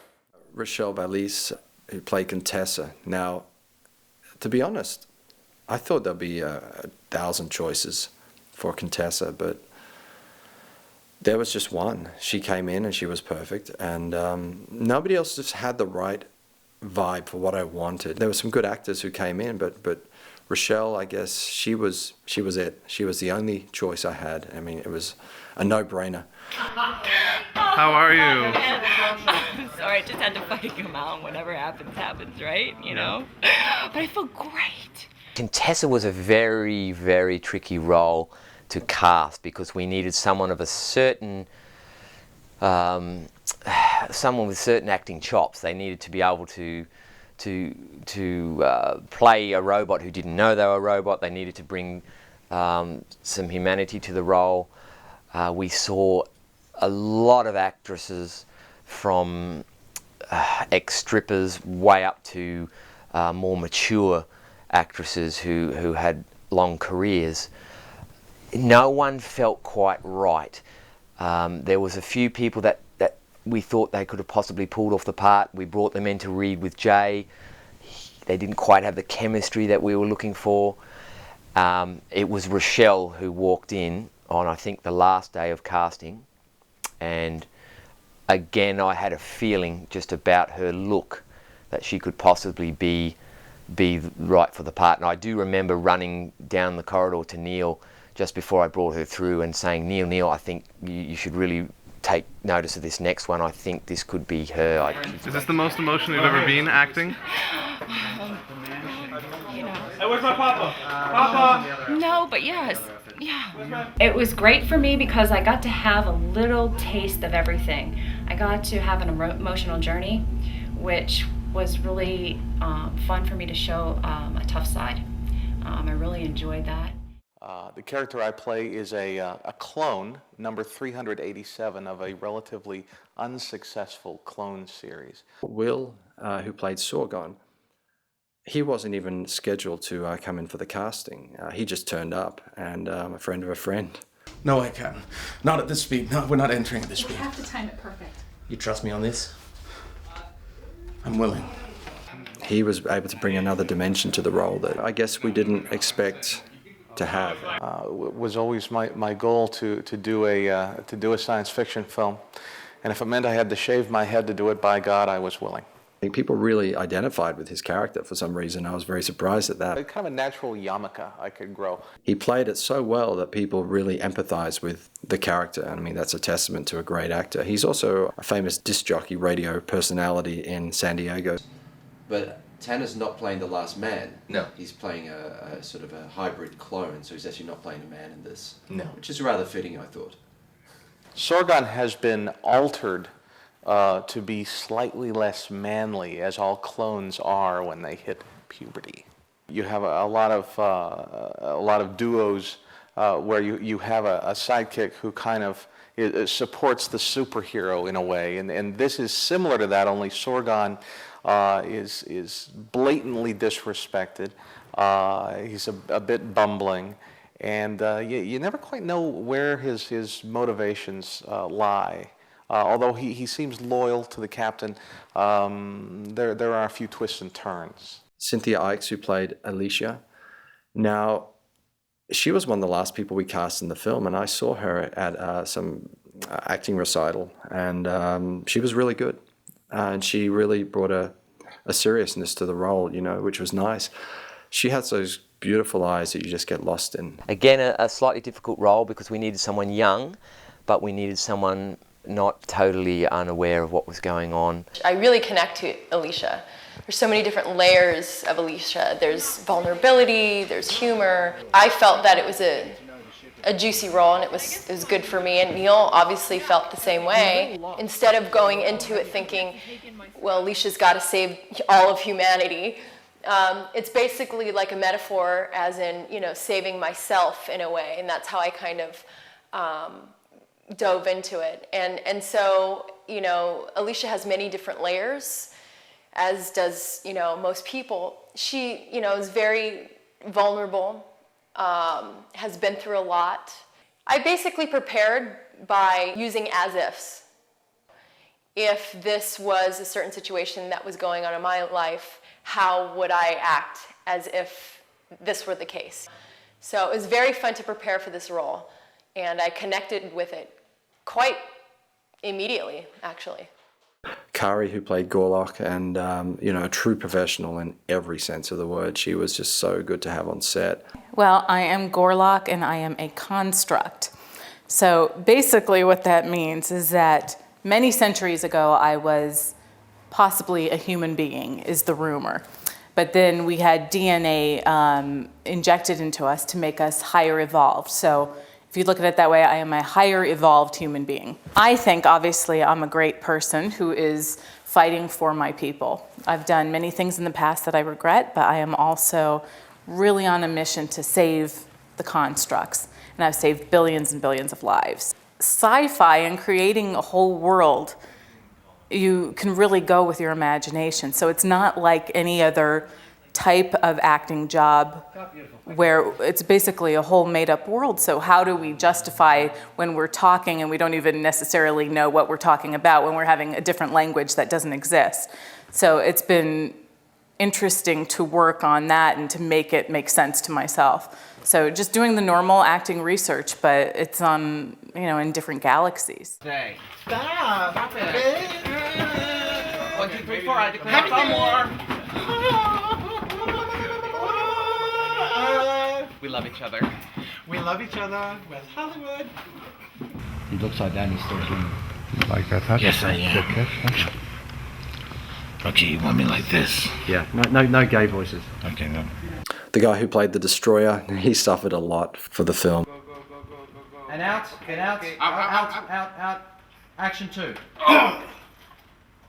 James was a really nice guy, who had good makeup people, who wanted to experiment. That was the thing, everyone collaborated on the movie and everyone wanted to experiment and try something new and different. So I guess that was our feeling for the film, was to do something special. This is Peter. She's playing Shutak and the Blue Whale. Apologies for being late. Shutak, Peter has the most wonderful voice. She's also a professional voiceover person. Peter Johnson was another one. She was the voice of the Blue Whale and also acted in the film as Shutak. And, you know, I thought that was kind of a cool thing to have her on board. And then, for those people who don't know that, she actually has an Australian accent, and she was able to disguise her accent for the movie, and that was very cool in my books. The acting technique that I use has a lot of imagination work, so I obviously went back, watched the previous movie. I guess there's a couple of previous movies, but the one that was most recently in this universe called Battle Space, which involves the race of the constructs, which is what I am. And so I got a better idea of where they come from, what their motives used to be. This is obviously, I think, 500 years after Battle Space, but the constructs still exist and they still have a lot of the same problems. So that was the place to start. And then, of course, I had to imagine my own existence prior to this point, how I've come to know the Nephilim, probably through diplomatic negotiations and such things, and how we've decided to turn on the humans, basically, and wipe them out. So trying to get this imagined back history in my mind is sort of where it began. I guess the most striking thing for me walking into the interview was just seeing Neil there in his full rock star glory. And I was thinking, this is pretty much the coolest guy I've ever seen in a casting situation. Most casting directors are not exactly fashionable, so it was kind of a shock, but it was a pleasant surprise when I walked into. He's actually a really good director. There's a couple of days that there were scenes that I felt like I understood, and just a little tidbit of information that he gave to me, I felt like I grew. Because you're supposed to enjoy the process when you're doing this, and this has been the most fun that I've had out of, since I've been back, like 26 films. He is a dream director. He really understands the actor. He knows how to communicate to the actor. He knows exactly the perfect balance of what to say and how to let the actor still have,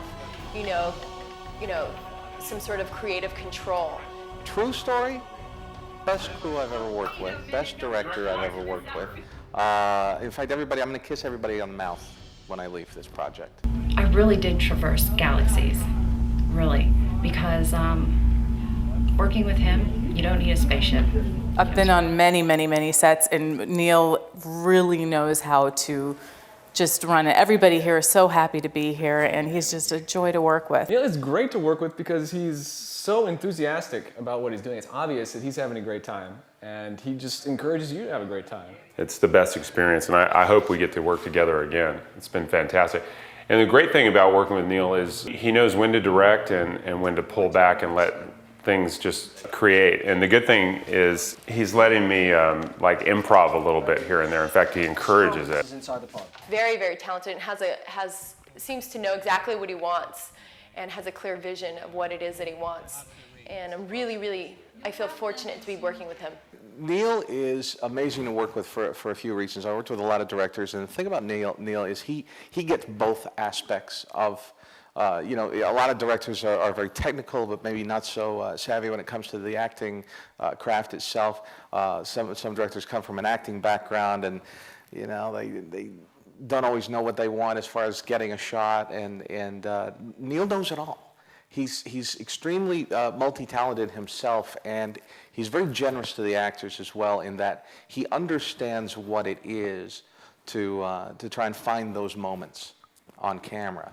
And he guides, he gets what he wants, without pulling you out of the moment. And he's very, very good at that. I think he has a huge. I mean, I know he's done a lot of directing, but he's only begun to do what he's capable of.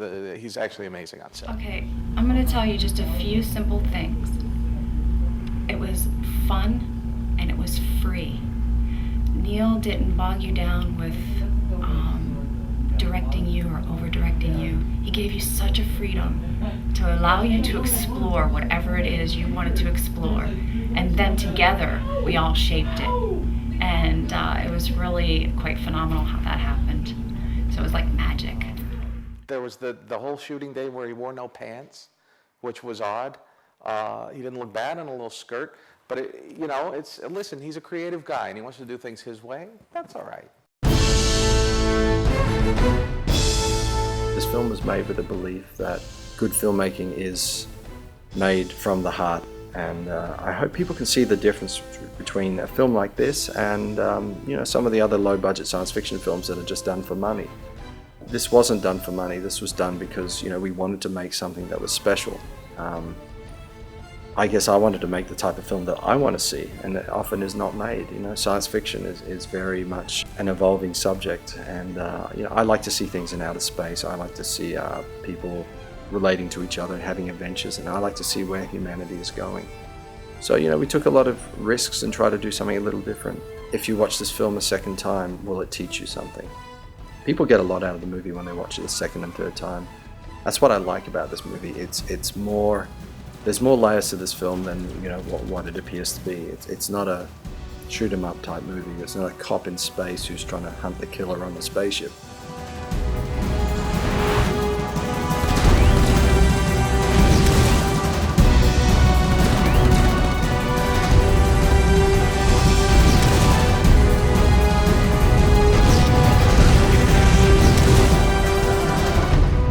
Humanity's end. Extinction is inevitable. The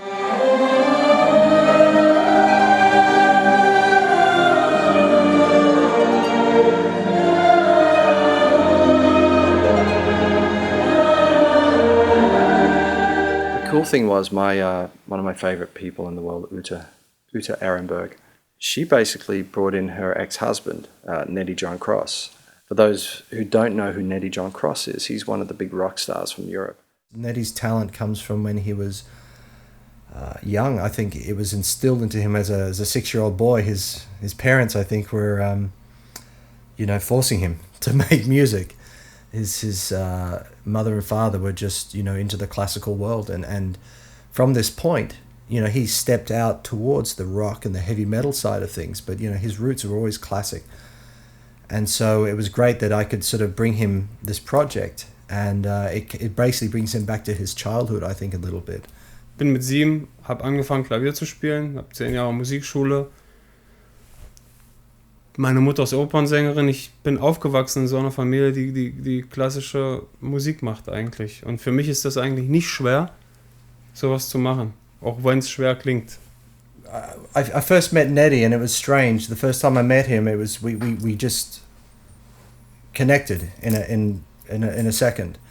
And I don't connect with many people. I was a big fan of his music, actually. It was more, hard rock, sort of heavy metal stuff. And then sometimes it was more like the big Disney music and stuff. But it was always commercial music with singing and stuff you hear on the radio. And he sort of, not pushed me, but he kind of kept saying, I should do the music for your movie. And Uta, his ex-wife, who's his manager, she kept saying, oh no, he would be perfect. And I thought, he does rock music, why should he do this? Ute Ehrenberg hat, auch meine Managerin, hat mir das sehr gut vermittelt. Das ist das Resultat von dem. And then it just came to the point, she says, oh, really, just try him. I said, okay, I'll try him. We'll see what we get. And, I've worked with some really good composers on my other films, but my God. Es ist eine perfekte Entscheidung. Ich bin sehr glücklich, mit Neil Johnson zusammenzuarbeiten. Es macht mir einen riesengroßen Spaß. Es ist sehr professionell, die Arbeit.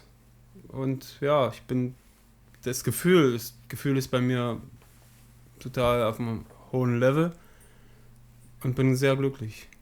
Also ich gebe auch alles. ist eine gute Chemie, mit ihm zusammenzuarbeiten. I had expectations maybe of about this level, but in reality it was here. Too much, ja, zu viel eigentlich. Ich wollte in den Film eigentlich viele verschiedene Parts einbringen, musikalische Parts einbringen. Ich wollte eigentlich eine Tiefe drin haben, eine sehr, sehr, sehr weite Tiefe. Da auch der Film sehr viel Tragik hat. Der Film hat eine sehr große Weite, zwecks wegen dem Universum, logischerweise. Es sind Kampfszenen, Kriegsszenen, es sind Todesszenen und Liebesszenen. Also die Musik für den Film zu machen, war ein Riesenanreiz für mich, da wirklich alles drin ist in dem Film. Und das ist perfekt eigentlich für einen guten Komponisten oder für einen Komponisten, der sowas machen will. The problem I had was when he did the music, the film visually looked a certain way, and he did the music in a special way, and it just made the movie look so big. So I had to change half the effects, and I made more shots, and I ended up making the movie much bigger in a visual scale because the music was so big. I had to lift the rest of the film up to this level. It's emotional. It carries the feeling and the heart of the characters in the film.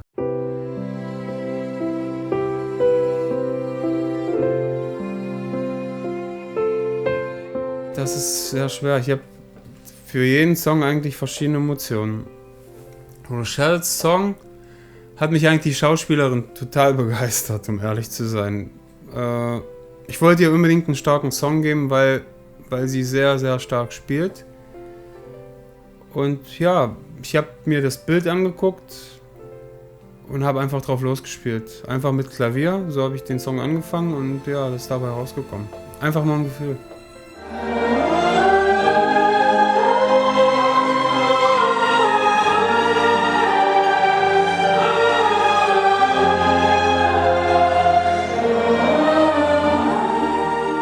Got one of the most famous opera singers in Bulgaria to come in, and she did an amazing job. Uta, his ex-wife, she'd been there when I was writing the film, she'd been there on the shoot, she was also there during the post-production, and then she sung on the soundtrack as well, and you can hear her voice so many times, and it's really special. It really created a mood in the film. She was on set every day and was even doing up people's hair and doing all sorts of little things on set. Are you getting all this on camera?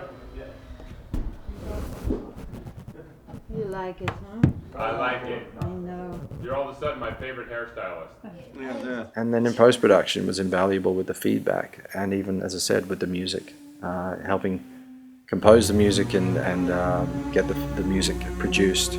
Ich möchte noch einige Worte sagen zu Utes Stimme, die ich super, super gerne einsetze. Also ich glaube, das ist die schönste, sanfteste Stimme, die es auf der Welt gibt. Für bestimmte, sehr sanfte, schöne Stellen gibt es nur eine Stimme, das ist Utes Stimme. Ich habe Mira, die Opernstimme, für Chöre, für die Bombast-Sachen eingesetzt, aber Utes Stimme ist wie ein kleiner Engel. Der fliegt und fliegt und fliegt und deine Fantasie anspornt, um zu überlegen und wie ein Vogel zu fliegen. Ja, also die Chöre sind verrückt, die Chöre sind riesig.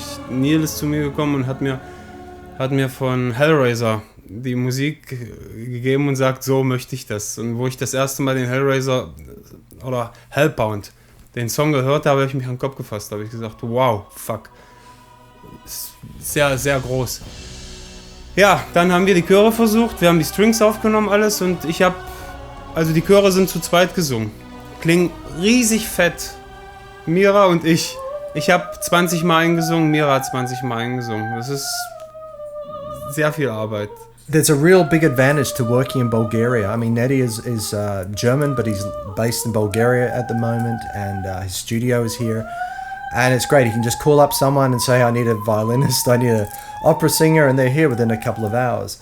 And these are world-class musicians. I mean, I've worked with orchestras and choirs in Germany, and they're pretty good, but here, they're really good, and they're fast, and they're precise, and there's no bullshit. They just go straight to the point, they just play, and that's it, and it's so emotional. and it's not like it comes out of a machine or anything. These people, when they play and they perform, it's from the heart. I think one of my other favorite bits is when we have Uta's voice in there many times. For some reason, she's got this voice that just breaks through the music, and you can always hear her in the voice, and she has this low to middle harmony that just comes through. You've got the high opera voice, but then she comes in and it just gives us this texture. Aber in Bulgarien sind, oder besser gesagt in meiner Stadt, wo ich das Tonstudio habe, ist ein gutes Symphonieorchester und ich habe die Musiker schnell zur Hand. Also ich brauche wirklich, wenn ich abends sitze und den Song einspiele auf dem Keyboard, brauche ich den nächsten Tag die Leute, die kommen und das sofort einspielen. Ich habe keine Zeit zu warten. Und deshalb habe ich hier auch das Studio gemacht. Ich habe die Leute schnell zur Hand. Es geht von einem Tag zum nächsten. Um Filmmusik zu machen, muss man sehr schnell sein. Man hat unheimlichen Zeitdruck. Man muss wirklich sehr professionell arbeiten, sehr schnell arbeiten. My favorite piece was with Rochelle, the actress, playing Contessa. And you can just see, the music tells you what she's thinking. Wo ich den Song gespielt habe und ich habe die Szene gesehen, sind mir selbst die Tränen gekommen. Also es ist selten, es passiert eigentlich wirklich selten. Aber bei dem Song hat es mich eigentlich gut getroffen. Ja. Ein Komponist erzählt eigentlich, er kann nicht erzählen, wie und was er schreibt. Es ist eine ganz bestimmte Art, wie man was schreibt. Erklären, schwierig, es ist wirklich schwierig. Man setzt sich hin und schreibt. Man hat's oder man hat's nicht. Fertig.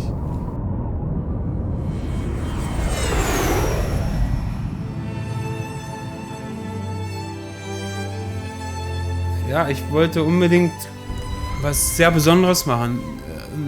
Degrassi ist gestorben und dann, er fliegt dann irgendwie, die Seele fliegt und oh Gott, es ist zu viel, es ist wirklich viel. Er stirbt und die letzte Endmusik, so dass die Seele hochfliegt und dann das Raumschiff fliegt und man sieht das Kreuz, ja, es ist alles irgendwie zusammen, man kann es nicht erklären. Und das Kind nachher am Strand wollte ich unbedingt eigentlich was sehr, sehr Eigenständiges machen. Also es musste eigentlich sehr, sehr klein sein, aber sehr stark trotzdem. Mit der Stimme ist mir das eigentlich sehr gut gelungen, mit dem Klavier davor. The composers I've worked with in the past were really, really good. But Nettie has just gone beyond everything. Everything I expected, and I never knew this much talent existed. In one person, and he's just a freak for this. You can't stop him. I understand that because I guess I'm the same way with my films and my ideas, but the difference between him and I is that he has a talent. Es ist ganz komisch bei mir, wie ich Songs schreibe. Ich glaube, es ist bei jedem unterschiedlich. Es ist menschlich halt. Ich gehe gerne zu Fuß von zu Hause bis zum Studio. Und in den 10, 15 Minuten, wo ich zu Fuß von zu Hause zum Studio gegangen bin, ist mir das Lied eingefallen. Ich habe mir das gesungen. Dann bin ich ins Studio gekommen, habe das in einer Stunde eingespielt. Am nächsten Tag habe ich die Leute gerufen und schon war der Song fertig. Binnen 2, 3 Tage hatte ich einen riesen Song fertig. Das ist dann drin, das kommt. Manchmal habe ich eine Welle, wo ich 5 Songs oder 5 Parts am Tag komponieren kann. Manchmal halt nur einen oder so, aber eigentlich fließt es bei mir immer. Ich habe sehr viele Ideen momentan. Ich hoffe, das bleibt auch so. And you hear this in the music. You can hear that somebody who made the music really cares about the music. And I mean, I'm still floored to this day. I can't get the music out of my head. And this is the problem. I understand when he says to me, I wake up, I hear the music. I'm eating breakfast or lunch, I'm hearing the music all the time. I'm having sex, I hear the music. I get this because now I've heard the music. It's in my head as well. It doesn't go away. It stays with you. And I think that's the great thing about this is that, okay, my film's of a certain level, but this music is so good that it forces you to stay with the film and you have to watch it over and over again and the music will just bring everything to life.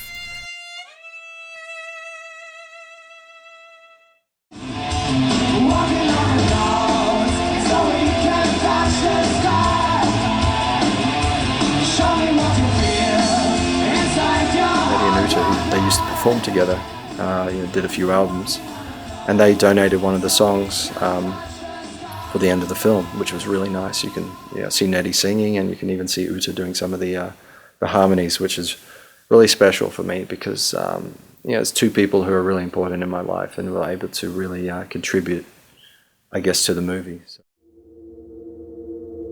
Walk through the silence, dark is the night.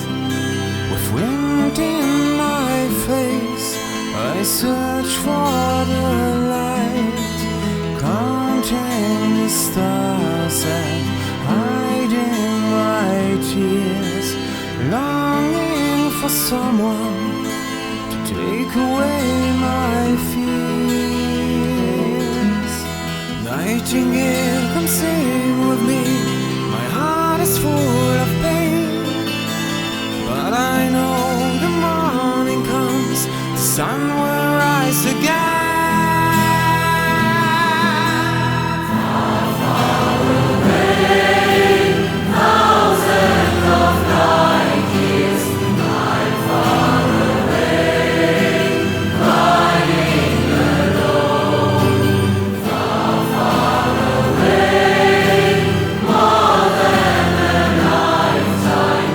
One day I know I'm coming home.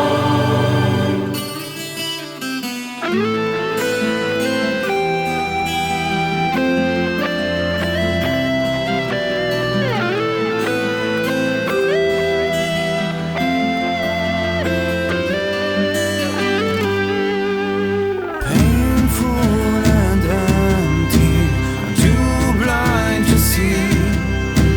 Where will I go? What's my destiny? Vision of dreams, I hope they'll come true. Can't find the answer, I'm feeling blue. Nightingale, come sing with me. My heart is full of pain, but I know the morning comes, the sun will rise again. Far, far away, thousands of light years, I'm far away, crying alone. Far, far away, more than a lifetime. One day I know I'm coming home. Far, far away, thousands of light years. Far, far away, crying alone. Far, far away, more than a lifetime. One day I know I'm coming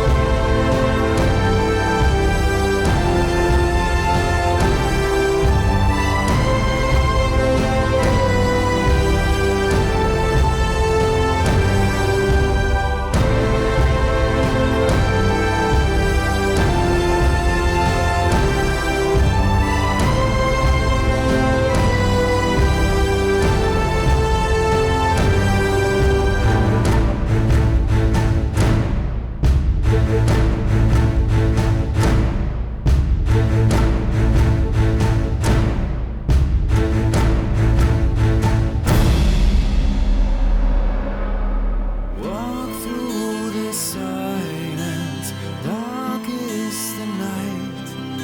With wind in my face, I search for the light, counting the stars.